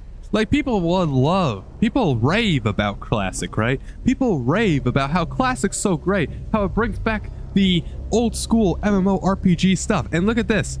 People are like, now we have to go and read the quest text, when literally the most downloaded add-on is Questy, which puts back quest objectives and stuff. I have it because I'm not going to read all the quest objectives, because let's all be real here. The majority of quests in Burning Crusade and Classic are literally just filler quests, you know what I mean?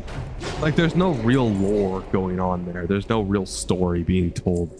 And people are like, oh, but my quest objectives. When the most downloaded add-on, by far, it's like 100 million or something downloads, which is obviously not, that does not mean that 100 million World of Warcraft accounts have downloaded. It means people have uninstalled it and reinstalled it. But it's probably a decent bit of people have installed Questy over the years. I don't know. Yeah, all of this stuff, silly goober. That's honestly all I have to say. Like, we got some silly goobers, ultra dinguses trying to say what makes Classic great, but like, I don't mind Classic. Like, right now, I would say I like Burning Crusade more than retail, because right now, retail, there is too much flash going on. You know what I mean? Like, it's too like vibrant, you know what I mean? Or like too crisp or too, like they strayed away from the old art style. Like it's too well developed in my opinion. Like the art style is just not there. The narrative feels a little off, but not necessarily. Like I think they're going in the right direction with the narrative, but it's okay. Wow, I don't even have to kill her. Beautiful. Cool. Then we don't have to kill her. I don't even know if she's like a quest NPC or not. If she's a quest NPC, then that's kind of funny. What are we doing? Why are we killing her? Questy does not mark her. And none of us have a quest. We could just grab the chest and go, bro. I guess it only takes 2 more seconds for 368 XP. Sure, whatever. But yeah, like with retail, it's okay. I think it's losing its touch. Like in World of Warcraft, right? It's kind of too high stakes. Like we killed Sargeras basically, right? We killed Sargeras. We killed literally Death himself. We've killed all these things. What else is there to kill? Like now we're killing the Void itself. We're going up against Shattrath and like the Void itself. Like it's too big. That's what I'm saying. It's too astronomical that I can't wrap my head around it. Like I feel like killing N'Zoth was great. I feel like killing N'Zoth should have been the end of like not World of Warcraft in general, but it should have been like the end of killing big monumental villains. Because then we went into Shadowlands and we killed Death himself. Like we literally killed the Death God, the Jailer. Like what are you doing after that? You know what I mean? And then in War Within, we literally fought the Void entity. Like the greatest Void entity out there that has infinite power that can devour everything. And now we're gonna go and kill Shattrath and more of the Void. I mean,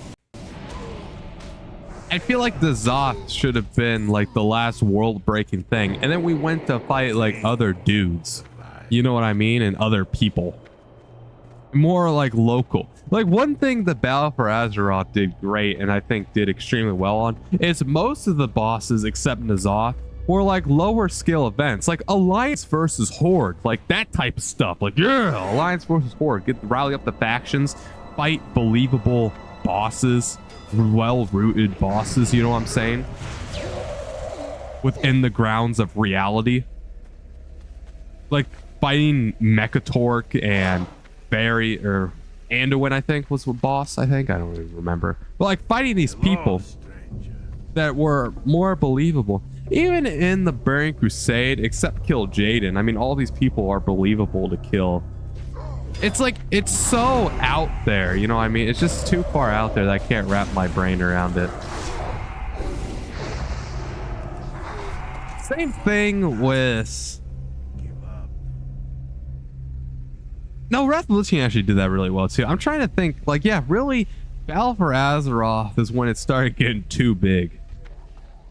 And that's another thing with the dynamics. Like I said, Horde versus Alliance. That's another thing I don't like about modern World of Warcraft. Like, I feel like World of Warcraft since the beginning, right? Wasn't it like Warcraft orcs versus humans? Like, since the beginning, the Horde and the Alliance has been at each other's throats. It's been neck and neck. It's been, I kill you, then you kill me. I kill you, and you kill me. Like, that's what it has been since the beginning. And then all of a sudden, like now we're all Betty buddies. Like I get it, right? Because when we have these huge cosmic forces, we have to come together, you know what I mean? Come together as one. But I think that's cool. Like when it's every other expansion or every single expansion where we have to come together and fight the same absolutely daring force, that gets kind of annoying. But I think it is cool that we have to put aside our differences, put aside our aggression towards one another, to fight on a unified common goal. I think that is genius. You come back sometime. And it puts the stakes in your mind. Now the problem is we did that too many times, right? The Horde and Alliance joined together way too many times. To the point where Blizzard was like, you know what, we'll just make them buddy-buddy. But because we're so buddy-buddy now, like, the core element of World of Warcraft is gone. Like, ever since the end of Battle for Azeroth, where the Horde just became weaklings, man. Like, what is the point of the Horde now? Bye-bye now. The Horde is just a shell of its former self, and as a Horde player, like, who do I look up to? We don't have a war chief. Like, who do you look up to as a Horde character? There is nobody to look up to. There's nobody to look up towards. You know what I mean? Like, it's really integral. Like, right now, in Burning Crusade, I can look up to Thrall as my leader of my faction. Thrall is my main guy. And then Cataclysm, Garrosh. And then there was a split feud inside the Horde. That is really cool. Like, having a split feud inside the Horde where you have Garrosh or Bolgen, pick your side. And then, like, everybody was dividing up alongside. It's got like Marvel Civil War, but with Garrosh and the Horde. That is really cool. And then Garrosh died, Bolgen won. Now I can look up to Vol'jin. Then Vol'jin died to a trash mob in Legion. And Varian got a hero's death. And then we looked up to Sylvanas. Okay. And then Sylvanas turned to a bad guy. And then Sylvanas just ruined the plot for the Horde. And then what? Like, who do we look up towards now? This council? Like, there is no memorable Horde character left. Like, now I guess we can look after Lorthamar in Midnight. Like, yeah. Lorthamar, sure. I guess. But I don't know.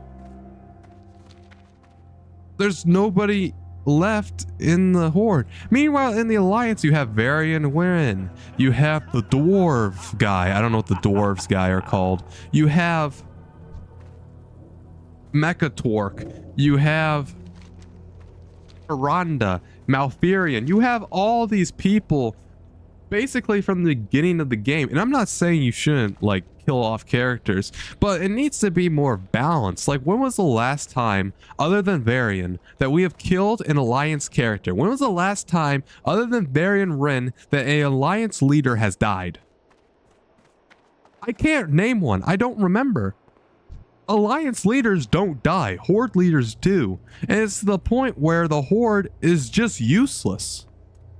They have no leadership. And the Alliance, they have an abundance of leadership. And this is why Midnight fails. Because the faction dynamics are not there anymore. Now it's just Alliance or Alliance Light. Which one do you think you're going to go towards? The whole spirit of World of Warcraft is gone. This is why Burning Crusade is so much better. This is why Mists of Pandaria is so much better. Because they forgot about their legacy. They forgot why they built World of Warcraft. Wasn't it Warcraft's orcs and humans? Isn't that what started everything?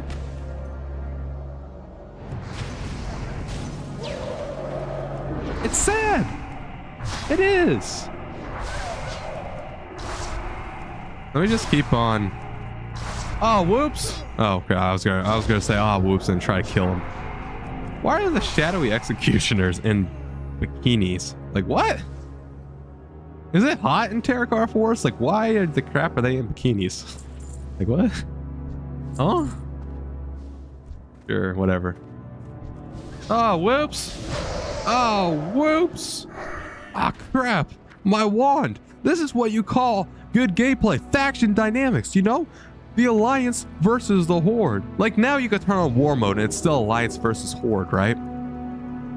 But, like, is it really? Because we're all buddies. I mean, we share Silvermoon with the Alliance.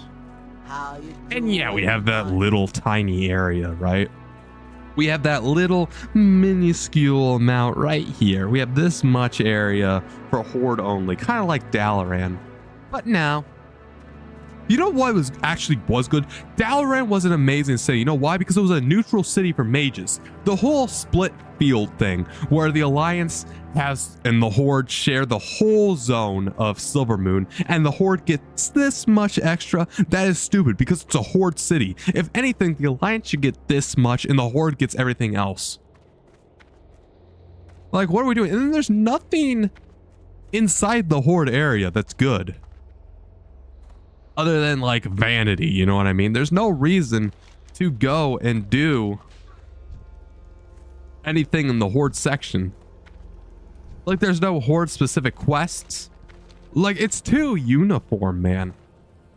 The whole game has just been like, it's fine, right? The whole gameplay of Midnight is fine. The lore is great. It's just, it's no longer Blizzard anymore. It's no longer World of Warcraft, man. It's,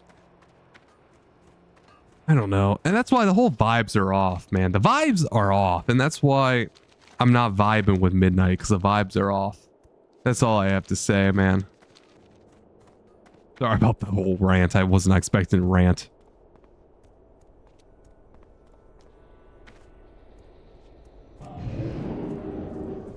Talk to me. How you doing, man?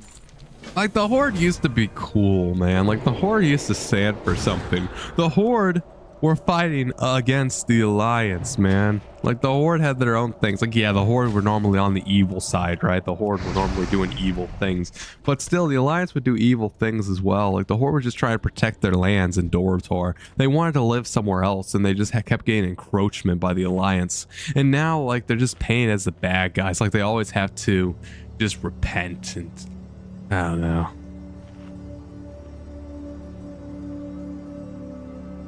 I don't know, man.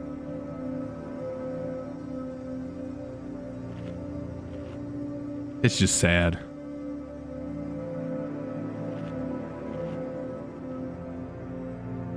Ba-dum-ba-dum.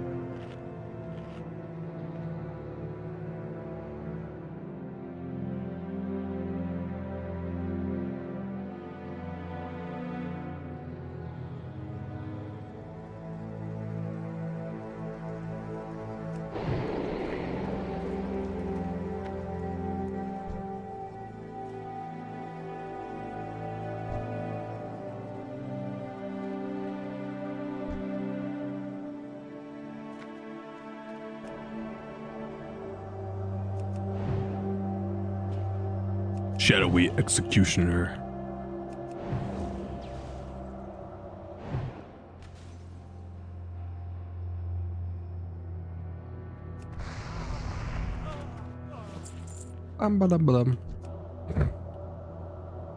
But yeah, I really loved Battle for Azeroth, man. Like, they had it going, bro. Like, Battle for Azeroth, hands down. Bite me, bro. Battle for Azeroth is one of World of Warcraft's best expansions. Until the end. It was so good. It's like Mists of Pandaria. But honestly, oh no. Uh-oh. Uh-oh. Uh-oh. We got a goober. We got a goober. Oh no. Uh-oh. Uh-oh. Oh crap, I don't have my shield. Does Frost... Oh, I recently cast. Does that mean Ice Barrier? Is Ice Barrier a Frost spell? This guy's still chasing...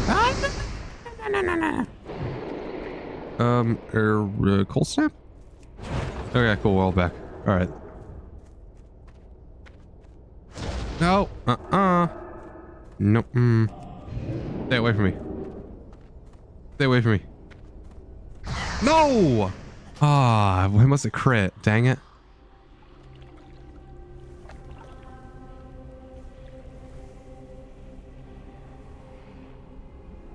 Bum, bum, bum.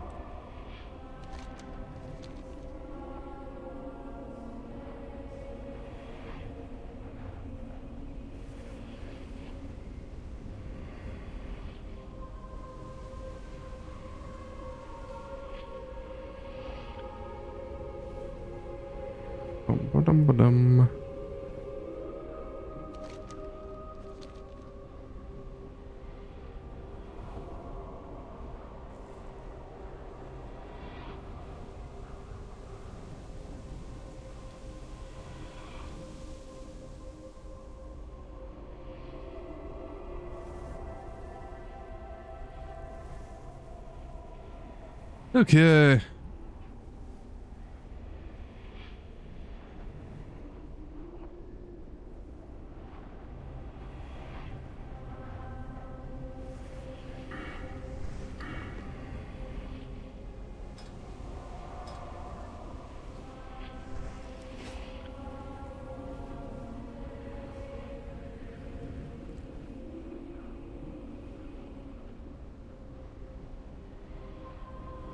Man, what a stream.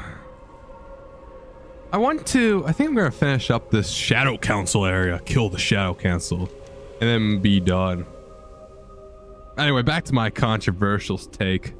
I truly do think that World of Warcraft Battle for Azeroth is one of the best expansions Blizzard has ever created until the end. It was marvelous. It was beautiful. So we started off paralleling Mists of Pandaria, right? We got the Horde and Alliance, and we are battling each other, right? But not just for dominancy on the new zone, Zandalar and Kul Tiras. We are also battling each other in Kalimdor and the Eastern Kingdoms. You know, we have Darkshore and we burning down the tree. We have all these other places, right? We have Stromgarde, Arathi Highlands. We're fighting in the old zones. Horde and Alliance dynamics at a high. We're fighting for not some world-ending force, not some absolutely unknown person we've never heard about until just recently in the game. We're fighting our age-old enemy, whether that be the Alliance or the Horde. We're fighting well-known, lore-established characters in the game, you know, Mechatork. We're fighting maybe even King Zandalar from Mists of Pandaria, and Zandalar is the island. I mean, it's just so good. Chef's kiss. It's beautiful. And then you know what happened? They ruined it at the end. I mean, I would say N'Zoth was still fine. Like, put it in the whole old god influence thing. That is still fine. I mean, it's a trope that we literally just had with Karash like a few expansions ago. Like, come on, different trope. But it's still fine, right? Like, having N'Zoth be there as like the side thing to get everybody to band together, that's still fine. But then what happened was Sylvanas just killed Sourfang and then left, was just like, yo, screw the Horde, man. Screw the Horde. Like, what? Like, this whole time, right? This whole time since Sylvanas was inception from being a Banshee, right? She always wanted to serve her people. She always wanted to serve her people, to bring her people back to a former glory, because none of them chose this afterlife. And that's what she's always been striving to do since the Lich King. And then here we are when she has the most amount of power and she kills Sourfang and she crushes the resistance movement. And everybody's like, what are you doing? And then you know what happens? She's just like, screw all you people. And then she teleports out. And then where does she go? She just goes and says, peace out. I'm going to the mall, to the jailer who made this deal with me. I hate the Forsaken. I hate the Lich King. I hate all you people, man. You all suck. Like, she abandoned everything that she was destined to do.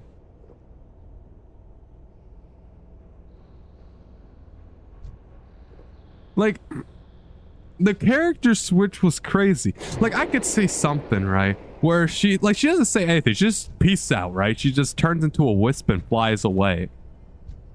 Like, I could see, hey,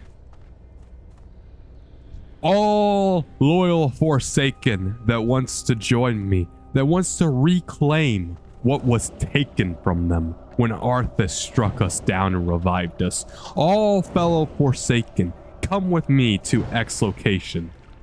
I am done. And then teleports away or something. Like, having Sourfang die is fine, right? I mean, I would be 100% fine if Sourfang died, bro. And then, like, you know, even if the Horde became evil, right? Like, maybe, like, Sourfang died, and then everybody fell in line, and the Horde became, like, this evil entity under Sylvanas. I'd be even fine with that. The problem is, Sourfang died, and then the Horde died with it. Because you know what replaced Sourfang? A council. council of random people. We have G Firepaw, which is the Pandarian ambassador for the Hojin faction within the Horde. Nobody knows about G Firepaw if you never played Mists of Pandaria. If you never played Mists of Pandaria, you would have never even seen G Firepaw ever. And even if you did play Mists of Pandaria, G Firepaw is such an insignificant character in the grand scheme of things. It's crazy. So having him be like the head of the council is already crazy. We have, I think, Rokon. Rokon, actually not bad. Rokon, decent character. I think he's been around since Warlords of Draenor. Very, very decent character, not gonna lie. I do like Rokon on the council. He's kind of like the successor to Vol'jin. Honestly, good pick.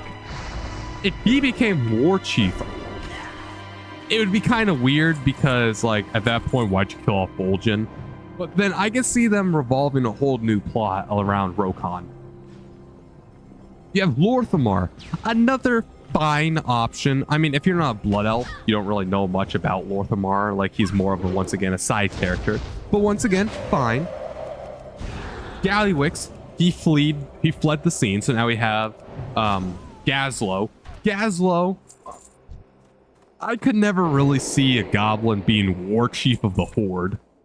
But I can see Gazlo, once again, you could build a whole narrative off of it. Maybe have Gazlo and Rokon, like, have their stories be intertwined, and then you can grow their stories together. I could see that, because Gazlo's been around since Classic.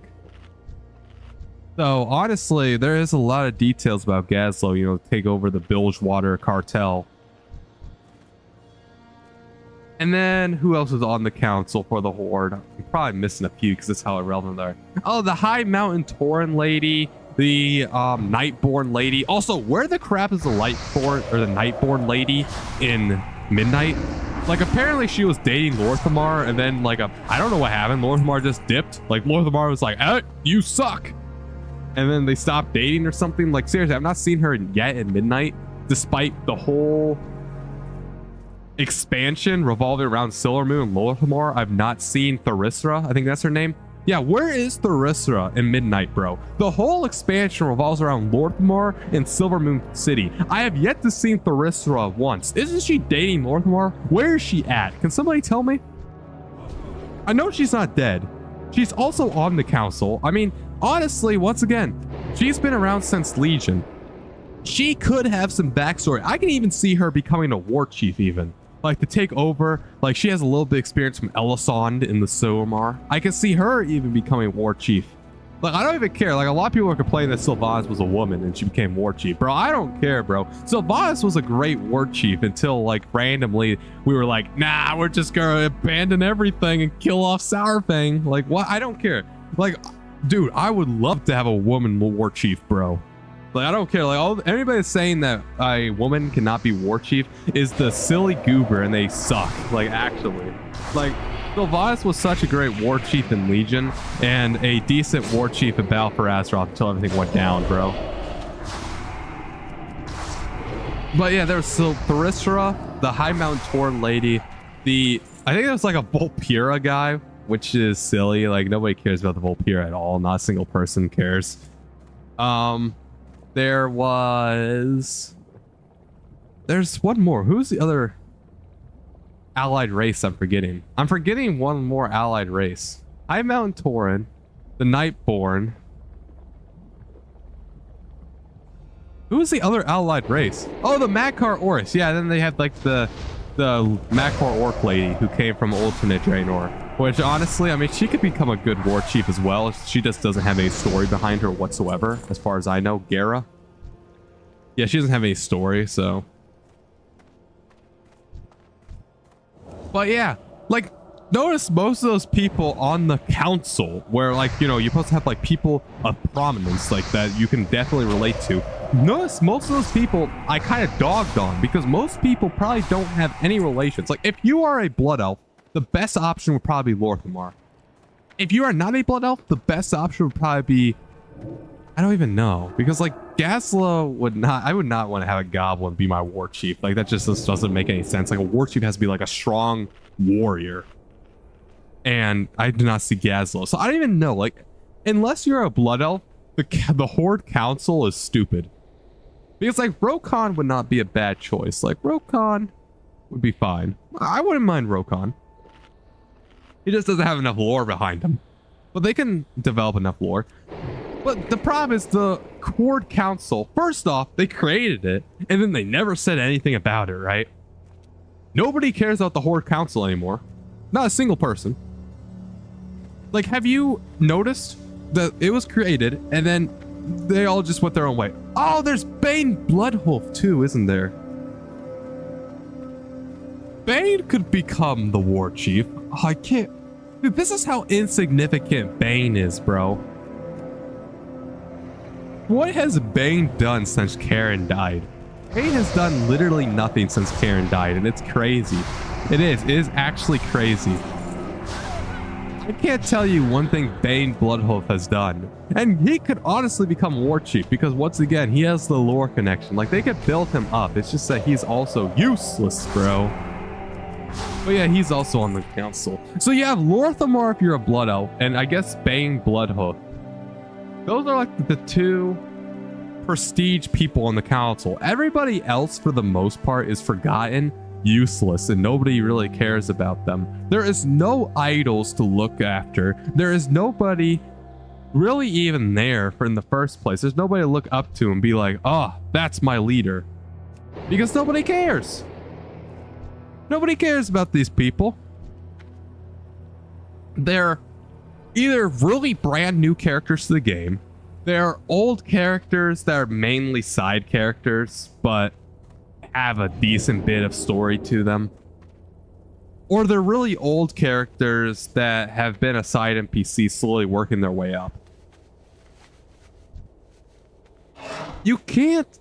There's no idol to look after. There's no leader. Like, they're now just a husk of their former self. And that's why, like, if I was an Alliance player and I took pride in being the Alliance, this might be all different. I might be loving Midnight right now. I might be loving the War Within. I'd be like, heck yeah, bro. Heck yeah. You know, killing some trolls, you know, working with the Blood Elves. Sure, bro, whatever. It's just that, oh my god, am I gonna die? Hold on. It's just that as a Horde player, and I've been a Horde player forever. I've been a Horde player this whole time. I've never really played Alliance. I've had a few Alliance ults, right? I've had a few Alliance ults to get the story, you know, and have fun. Like, I really like the Worgen story in particular. Like, how there's monsters in the Alliance. Like, the one thing about the Alliance that I have a problem with is that there's no monsters, right? Like, the orcs. There's orcs in the Horde. There's cow people in the Horde. There is goblins, and there is trolls, and there's all these monstrosities in the Horde. And in the Alliance, you just have default characters, really. That I don't really like, honestly. That I feel like is just bad. And now with the Worgen, you know, they're embracing the monstrosities, they're embracing the monsters into their ranks. I think that's cool. But yeah, that's basically what I've come across. It's basically what I'm thinking of. I don't know. Oh, don't say I'm getting a phone call. Hold on. I'm getting a phone call.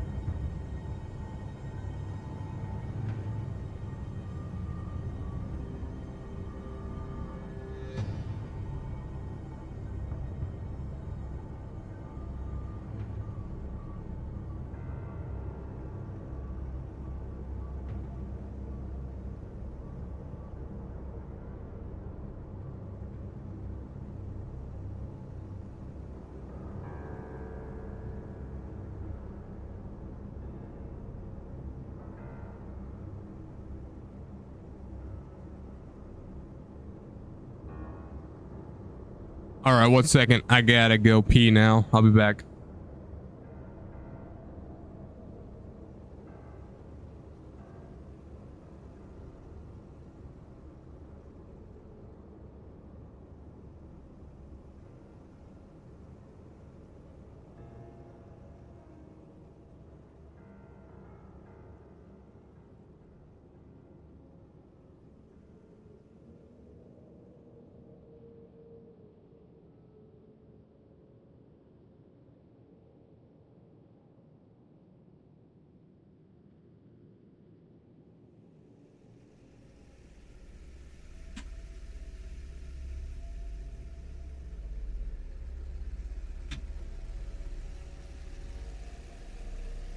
Alrighty, we're back at it.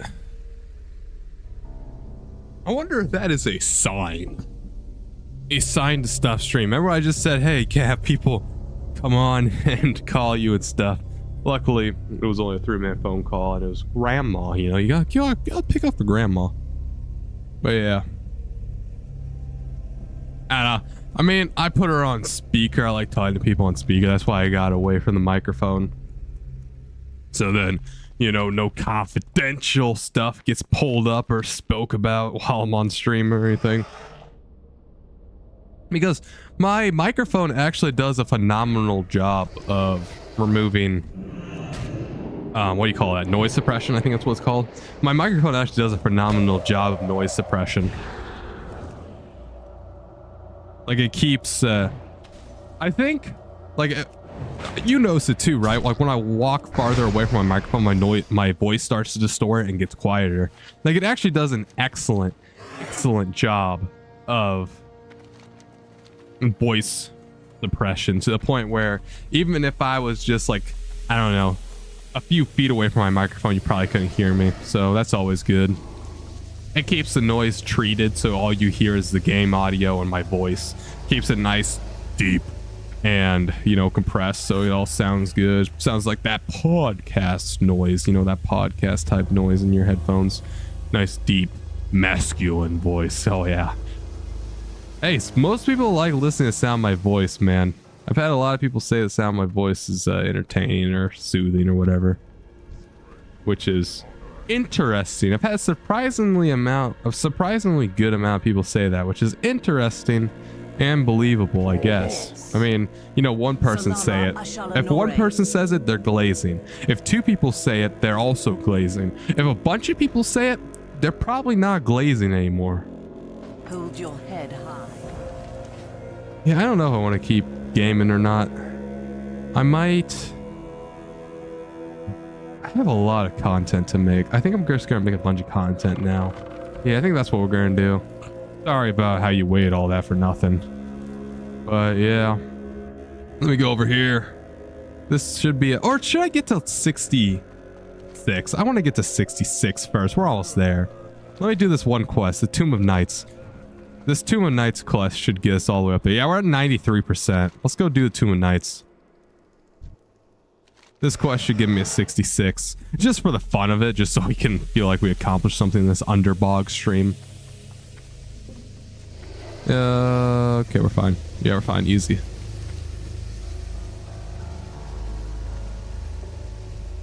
And then I will post the I Am Autism Incarnate video. So please be sure to watch that video to get that support. I know, crazy video title, crazy thumbnail too, but please, I need that support on that video to see if I want to keep telling stories, because I have all kinds of stories I could tell. I got unlimited. It is truly unlimited stream content. Like actually, like I could tap in to a funnel of increasingly amazing content.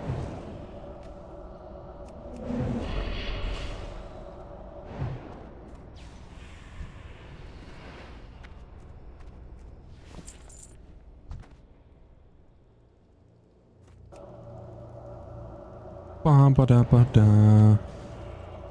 right. Yeah, because I think I have rested experience, maybe even past 66. The reason why I'm doing this and getting to 66 is so I can see if my rest experience runs out, because I don't remember where I started. I could rewind my VOD real quick, but that's silly goober type stuff. Because like I said before, I haven't been streaming much, and since I haven't been streaming much, I also have not been playing World of Warcraft Burning Crusade much. I've been playing a lot at midnight because I still want to experience it. Like I said, despite the fact that I absolutely dogged on the expansion so much, saying that the vibes were off, I still think like the gameplay and the lore itself is good. It just sucks being a horde player. Are you okay? It's faster. You know, this is not going to get me to level up. I just realized that. Unless, yeah, it's not going to get me to level up, not at all. That sucks. These 3 guys will get me. You know, the ethereals actually were a really interesting new race of creatures introduced in the game. Like the ethereals are still around in midnight to this day. So like that is honestly a really unique race Blizzard introduced to the game. Go get him, water elemental. You're here to finish them off for me. I really hope I don't die. Yeah, because I'm at 94%. So like this one quest is not going to be enough. No, no, no, no, no, no. Don't aggro people. No, wait, stop, stop, stop. No. You're fired. Dismissed. Get out of here. Get out of my sight. Yeah, we're almost done with... Oh, I need to go investigate... that's what I want to do. I want to investigate Tarum and get the sealed box. That's what I actually need to do. Hold on. We're backtracking. We're backtracking because I need to go and... I don't know what quest that's for. And I also need to do Firewing Point. Escape from Firewing Point. That's another thing I need to do. I need to do these 2 things real quick. And then it's just Akidun. It's just the quest around Akidun that's left. I think. Because there's going to be more quests for Shattrath City, obviously. I mean, of course there is. There's obviously going to be more quests for Shattrath City. But those quests don't release until much later. Nagrand is next, man. I am excited for Nagrand. I really like the Nagrand zone. Oh, yeah, and I guess there's Torgos. But I think Torgos is the Akidun type of quests. It's so desolate, man. I hate the zones. Hellfire Peninsula was great. It was vibrant, but not vibrant enough. The lore and storyline was actually like tight, you know what I mean? Like actually fighting a legion. Like I can't tell you the last time I fought a demon. Like really. Like other than inside the tunnel. Like I've been fighting the Shadow Council. I guess that's kind of fine. In Zangarmarsh, I didn't fight a single demon. I don't think I fought a single demon in Zangarmarsh. Like a whole zone without fighting demons in the Burning Crusade. I haven't really fought any demons in Terokkar Forest. In Nagrand, I know there are demons. In Blades Edge Mountains, I honestly don't know. I think there is some. Shadow Moon Valley there obviously is. And Netherstorm is a different thing entirely. I don't think there's any demons in Netherstorm. Yeah, I can just like run in here and grab the box, I think. I just need... I don't know what quest this was. This is probably a Shattrath quest, honestly. I doubt it's the Spinebreaker hold. I really doubt that. But I need to do Firewing Point as well, so... Escape from Firewing Point. I don't know who would be in there. And apparently it's an elite quest, but I should be fine. Firewing Courier. What? Sealed box? Where's the sealed box at? I have a feeling you're supposed to kill the courier. This belongs to Firewing Point. You will not have your grubby hands on it. What the goober are you talking about? Also, wait, Firewing Point? So we do need to go over there. Oh, then there's a sealed box. Okay. Okay, can you not kill me, please? Thank you. My biggest objective in life is to go through life without dying. That's my #1 goal in life. I don't know what your #1 goal in life is, but my #1 goal in life is to not die. If I survived a day, then I'm a winner. That's what I always say, bro. Okay, so then I'm going to turn this quest because I do need to go Firewing Point. And then I could do the escape from Firewing Point. And then it's just the Akidun quest. I guess I accidentally forgot to do one. You know what Draenor did? Draenor did such a good job of revitalizing the Outland zones. Like Terokkar Forest was Talador, right? I think. Yeah, Talador was a good zone. Shadow Moon Valley was still Shadow Moon Valley, but before corrupted. That was honestly really good. Nagrand was Nagrand. Blades Edge Mountains was Gorgrond. Hellfire Peninsula was Frostfire Ridge, I think. No, it wasn't. What was Frostfire Ridge? Because Zangarmarsh was not there.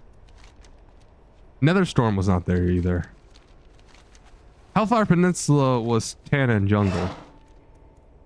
So it actually did a great job of revitalizing some of them. Other ones it could have been better, but you know, it is what it is. But yeah, I really liked how it revitalized some of the zones. What brings you here? There we go. Wait, now we gotta, oh, to Spinebreaker Hold. Why are we going to Spinebreaker Hold? Isn't that Horde? The Cenarian Expedition, are they working with the Horde? I don't know about you, but I have no idea what these things are. I do know one thing though, they're dangerous. Take this box to Spinebreaker Hold. Spinebreaker Hold is Horde only though, right? So why is the Cenarian Expedition working with the Horde? I thought the Cenarian Expedition is like, you know, they're buddies. They're buddies with each other. They're buddies with the Alliance and they're buddies with the Horde, but I guess I was wrong? I don't know.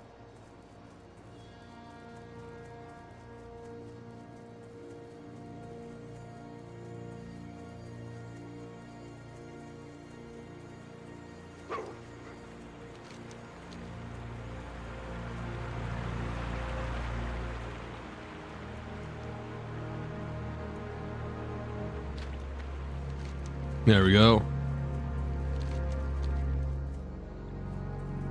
All right, let's see about, where are we? There you are. Who you be? Spirits be with you, man. Stay away from them. Immediate action. Oh, now we gotta go talk to a different guy. This calls for immediate action. We have someone in the field closer to Firewing Point. Speak with. Oh, okay. Later. All right. Stonebreaker Camp. But we already been there before. Then I guess Firewing Point. Man, that's really interesting. So I missed one quest.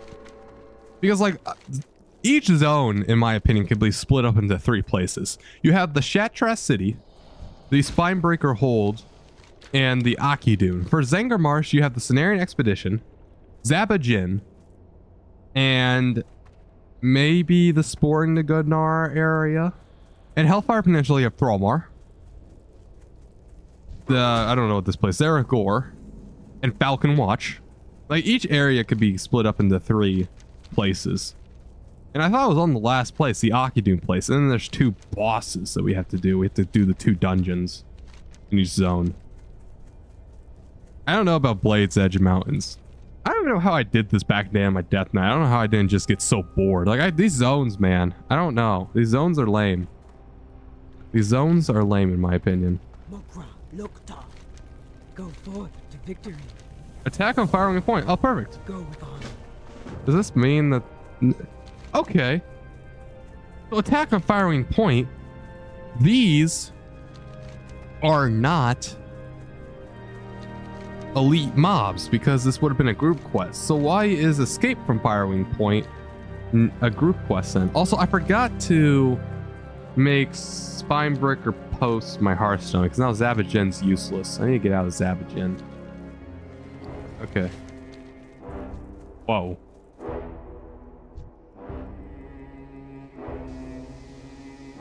Yo, this synth. Okay, Blizzard. I've never heard this music before, ever. I've never heard Blizzard go this aggressive before. Bomp. Bomp. Bomp. Like, okay, Blizzard. I like it. I've never been in this area before. I don't even know why this is a... Firewing Warlocks. And these are part of Kel'Thas's faction, right? I think so.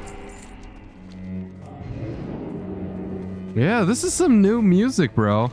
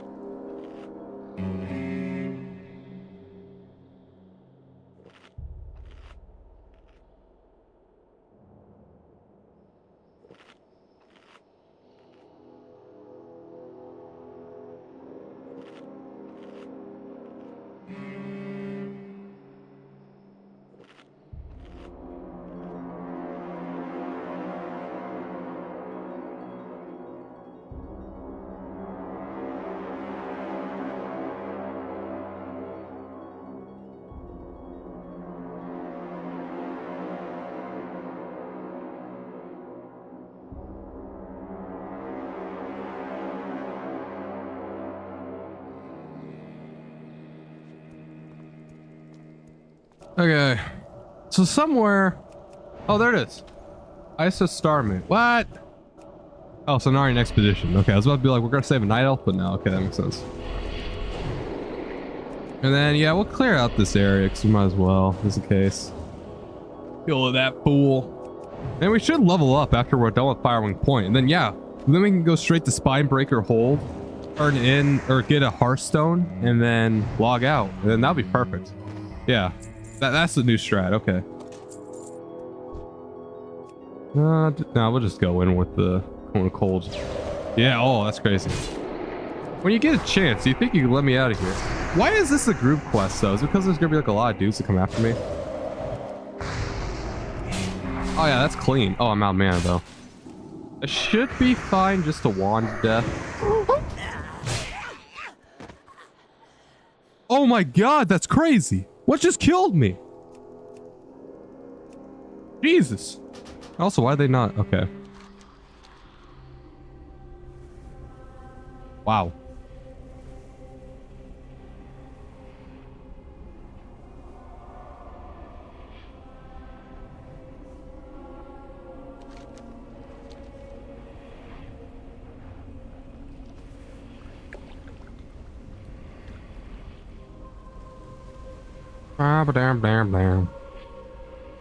Bro, okay, I see why it's a group quest now. Like, Jesus, 2 guys and they just like chunked my health.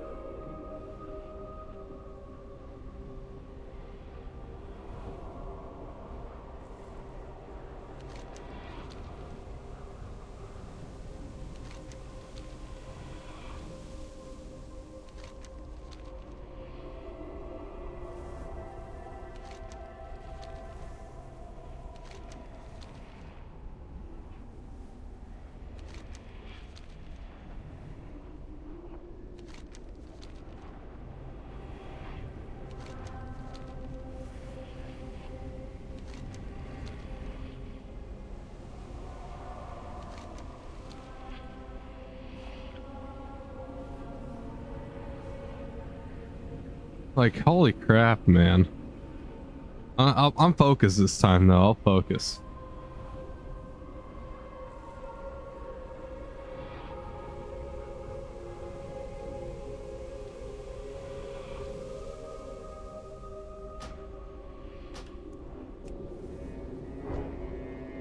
Dude, the music, though, like, it's so aggressive.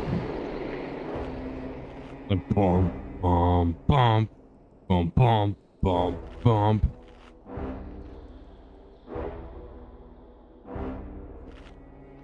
Like, dang, bruh.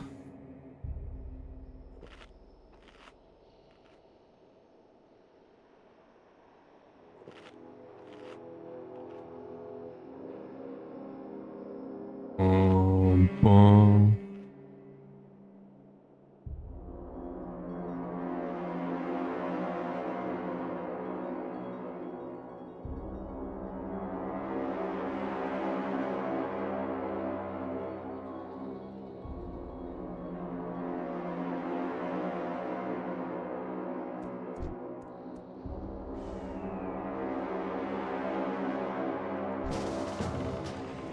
Let's do this together as a team.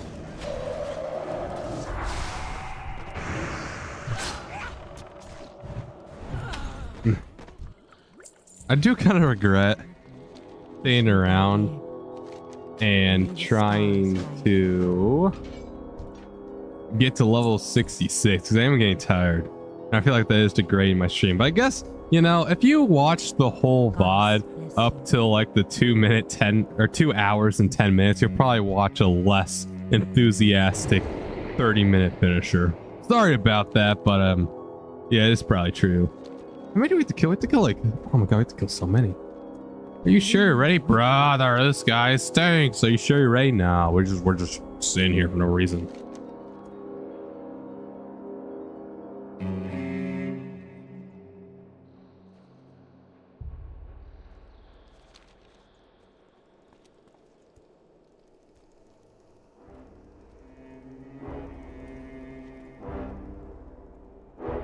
Come on. We got this aggressive music. Let's go. Bump. Bump. Bump. Bump. Bump. Oh, there we go. Nothing there. The final code. What that's about. Oh, there's a Blood Watcher. What a Blood Watcher. Get out of here. Blood Watcher, more like Blood Dead. How many Firewing Signets do I have? I need to get 10 of them for my quest. Oh, man. There you go. Get them closer to me. Then I can loot them. Yeah, I need 10 for the Scryers. Why did I pick the Scryers and not the Aldori? Because the Squires...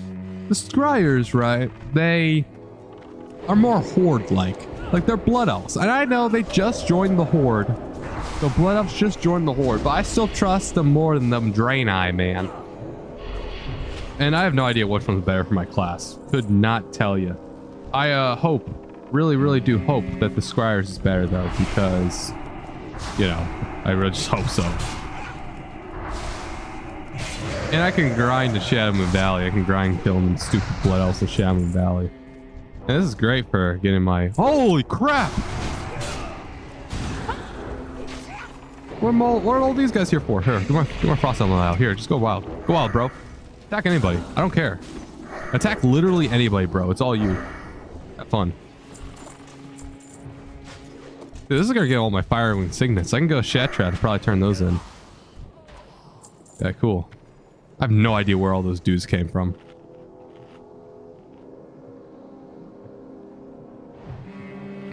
Sure. By the time you get over here, we should be fine. Yeah, okay. Actually, but then... Is that gonna pull up all the other Warlocks? Uh-oh. Uh-oh. We're gonna have to kill all these other Warlocks now, too. Yeah, we'll just go in. We already have enough Warlocks. What we need now is Blood Warders and Defenders. Where the crap do you find the Defenders at? Oh, okay. These guys are the things that like absolutely nuke me, by the way. Here, hit him with that. We'll mana gem up. Okay. Then we'll loot everything. The final code. I don't know where you get that from. Dude, there's a... Oh, that's a Blood Warder. Where do you get the Defenders at? I'll need a few more of those. Yeah, we're out of there now. Defenders. There's one. Where are we stopped? Uh-oh. Oh, he's a 63. If he comes at us, we'll nuke him. Okay, we're good. Yeah, okay, there's one Defender. Man, I bet you find Defenders to kill is gonna suck. Yeah, we're at 9 Signets, so one more and we got... Yeah, we got all the Signets we need for that one quest. It's repeatable. But it'll give us some XP for the first time. Oh yeah, 2 Defenders right here, right? Oh, it's a Blood Warder and Defender. It looks like they share spawn. Like, either a Defender or a Blood Warder spawns, and that sounds really annoying, not gonna lie. I don't want to fight both of them. But, I don't know, it is what it is. So, 7 more Defenders. Interesting. And then we're all just sitting here waiting. I don't know, there's gonna be like a big ender where a bunch of dudes spawn and they're like, let's go, let's fight. Hopefully that's not the case. Yeah, because it says like just bring her to here and then she's good. So we'll see. There might be one last like, don't let her leave or something like that. Where we have to kill a bunch of Defenders. But like that is not a group. I guess it could be a group quest because there was a lot of dudes. Hunter is kind of OP though for that. Where they can just have their pet do all the stuff. I can make it out from here. Cool. Nice. Where are you supposed to turn the quest at? Oh, escape from Firewing Point. To that person?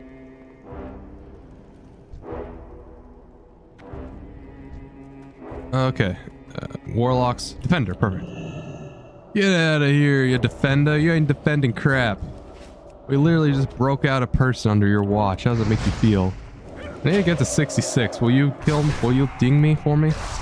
Or if it, oh my god. If each one is 1,000, then I don't think we'll level up. I think we'll get extremely close, but I don't think we'll level up. There's one. Oh, then there's another one right there. Perfect. All right, let's get that one. Hit him with the wand. Let's go get this one. And those are all blood warders. We need defenders. That defender, that's blood warder. Try not to pull either, but oh, 2 defenders, perfect.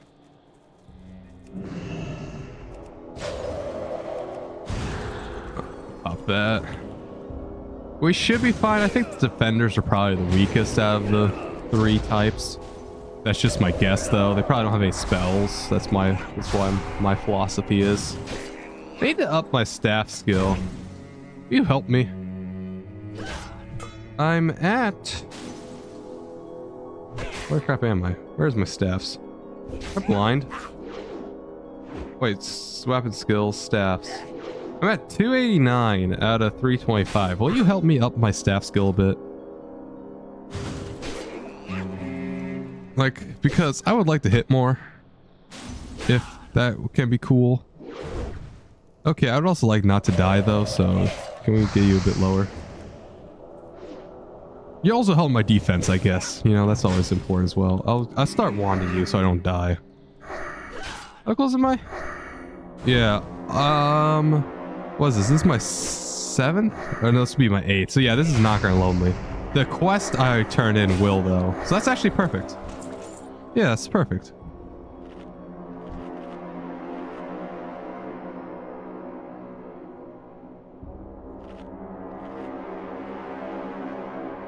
Wow. Wow.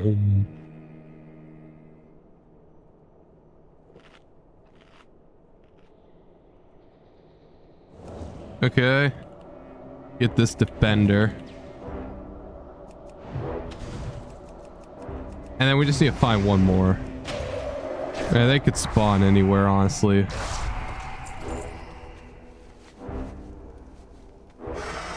Where? Oh, wait, 709? Wait, this one might... Oh, I actually have my level here. Which is not going to be as clean. But... You defender? Yeah, okay. Go around. It's not going to be as clean if I level here, though. But I guess I didn't level mid quest. This would be the finisher. We'll see. Oh, okay. It was nice, though. It's fine. All right, now we'll go back to spine breaker hold, spinach hold. I don't know what's actually called. And I guess we're getting permafrost, sure. So they'll slow my enemies more so I can run away from them faster. That's probably what we need. I don't know why these are lit up. I don't care about any of them from there. Yeah, we'll turn those quests. We'll see if there's anything else to do in Firewing Point. I hope not, though. Because if there isn't anything else to do, that means we could just go and do the Akidun quests. May your blades never dull. It's a good start. Oh, no. Oh, the final code. Okay, I could go do that real quick. Oh, wait, but I gotta get the final code. Oh, I didn't know that. Oh, crap. It's probably good to finish off. I do want to finish off these quests, so it's probably fine to do that. Man, it's just like we're always going to be streaming. This is the longest stream I've ever done. No, I'm just joking, but the longest stream I've ever done was 6 hours, which is crazy. I'm a maniac. I am a maniac for doing that for 6 hours. Yeah, that's one thing I am a little bit concerned of. These quests are starting to turn green now. We're just going to like run around because I should be like out of range and stuff. And they should de-aggro for me. Oh, that guy's not if he pulls. Oh, but thank God they're green. Hey, it's this guy again. What up, dude? Where's the final code? It's just like up here. We'll just run all the way up here. Hello? Orb of translocation. Where's that? Oh, is that gonna take me all the way up? I can't do it while I'm in combat, brother. Where's this gonna take me? Okay. And where's the final code?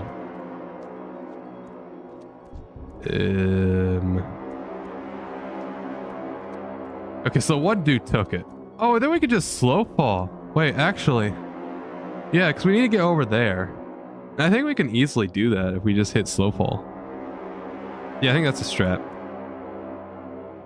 Yeah, I see the strat. I got the strat. Let's do the strat.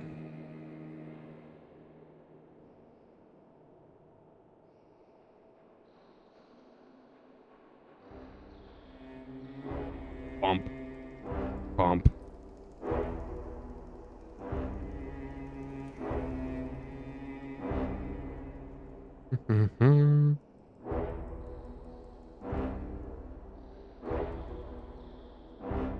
Yeah, this is a long wait. This would be much faster in my head. But it's fine, it's fine. Oh man. Oh man. Ba-ba-da-bum bum, ba-ba-da-bum bum. Where's up here? Wait. Oh my god, there's an up. Wait a second, what's up here then? This guy. Yeah, kill this dude. And then I don't know where this orb translocation takes us, but I think I'm just gonna slow fall. Because I have 32 light feathers. What else am I supposed to do?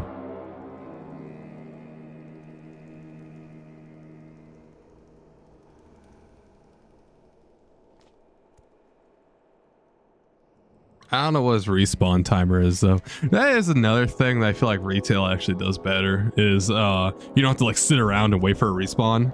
Like I feel like instant respawns also suck.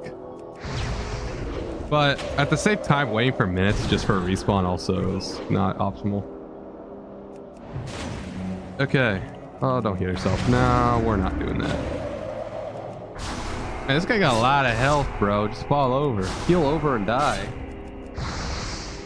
Come on, bro. There we go. Final code. Perfect. Did I read it? Just activates it. Okay. And then we'll just slow fall all the way down. Oh, crap. Can probably do it from here. Slow fall all the way down.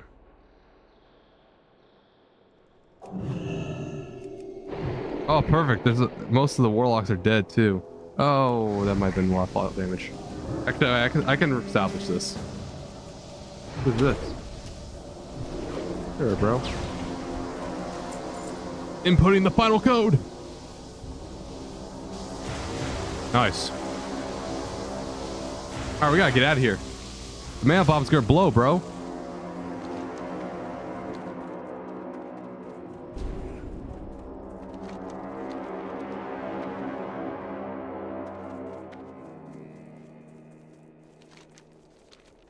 Okay, so we will turn in the quest as Spinebreaker Hold. I might as well turn in the Firewing Signets too.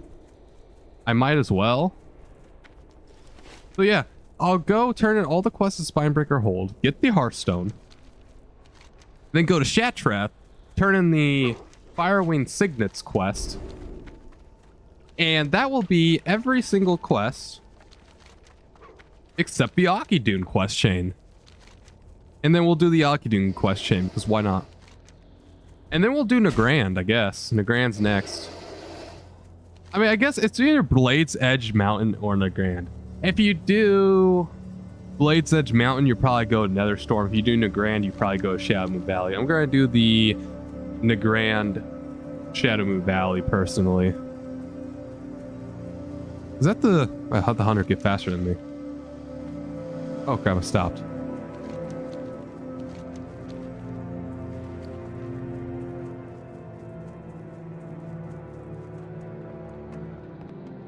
Right. Yeah, then we'll go and do the Firewing Signets.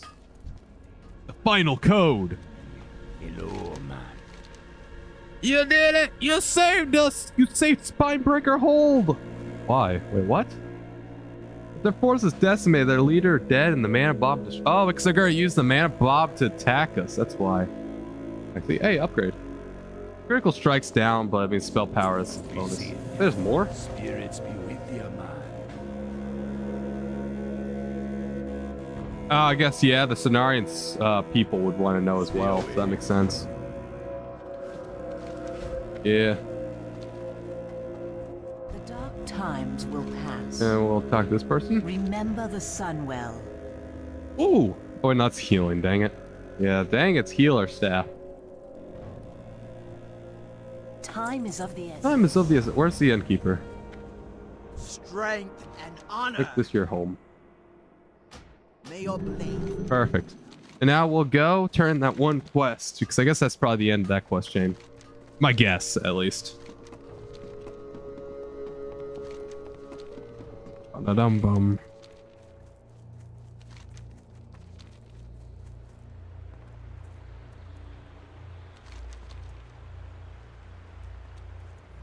Bum ba da dum bum bum ba da bum ba da dum bum bum ba dum.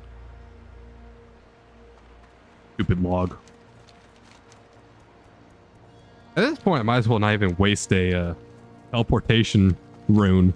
Teleport Shattrath. I was going to do that, but the quest NPC is so close to Shattrath, there's really no reason to.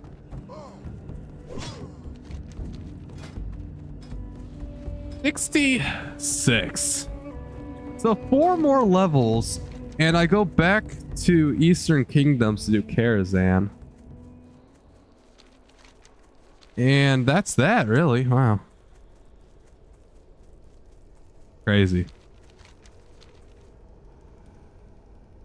Hopefully raids are not going to be like classic, where I can't get into any groups because my item level's so low and I have to just grind dungeons and stuff.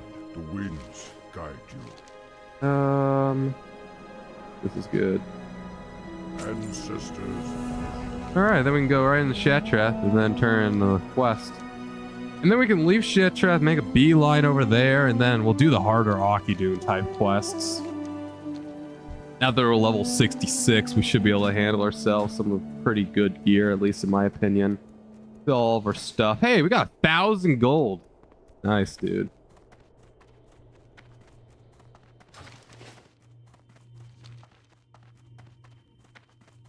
Shattrath. We'll go back over here to the Scryers.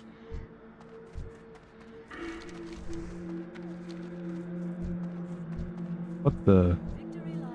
Oh, Eye of the Storm. That's why. I was like, why are there so many people over here?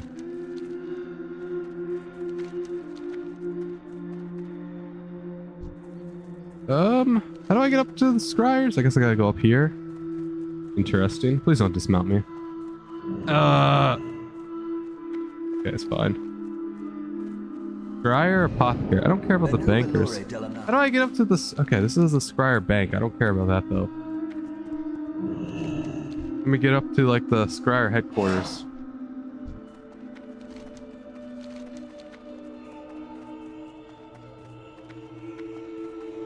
Come on. Alright, up. Yeah, I need to save enough gold for flying. I don't know how much that is, but I guess we're close. We're on like 1,000 gold, so we're probably pretty close, bro. Yep, Firewing Signets. We will turn them in. Baladash Malanore. Stay the course. Farewell. Time is Nice. of the essence. And yeah, I can Farewell. turn it single or more. I'll keep stacking them. Now that we need to figure out where a vendor is, so I can vendor all this stuff and then end stream, because I want to have empty bags when I next meet you guys. Whatever that is, hopefully tomorrow. Because like I said, every single time I want to live stream, right? Every single time I get that live stream feeling, and I want to live stream back to back to back. Okay, what's up?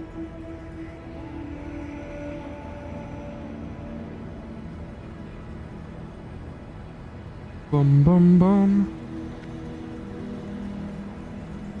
Anaria Shola. Glory to the Okay. Sundorai. We could sell Be that. ready for anything.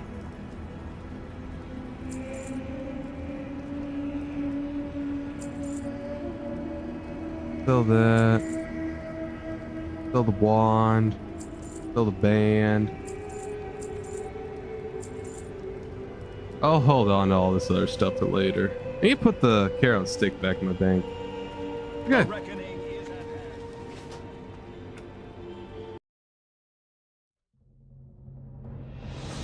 Thank each and every one of you for watching this stream, man. I'm King Alex Gilbert, bro. Like, comment, and subscribe, man, because truly you make what I do a special. You make what I do great, because truly without you guys, whether you watch for a second or watch the whole VOD, I'd be talking to myself and I'd be looking insane. You guys keep my sanity in check, bro. Thank each and every one of you for watching. See you all in the next one, man, whenever that is, wherever that stream is, hopefully tomorrow. You make what I do special. Have an amazing day, an amazing week, an amazing month, an amazing year, amazing lifetime, amazing century, amazing decade, an amazing life in general, man. Stay cool, stay chill, stay cool, chill. Next stream, you'll see me finish out Shattrath Zone with all the quests. Excellent outro, man. I'm so good at them.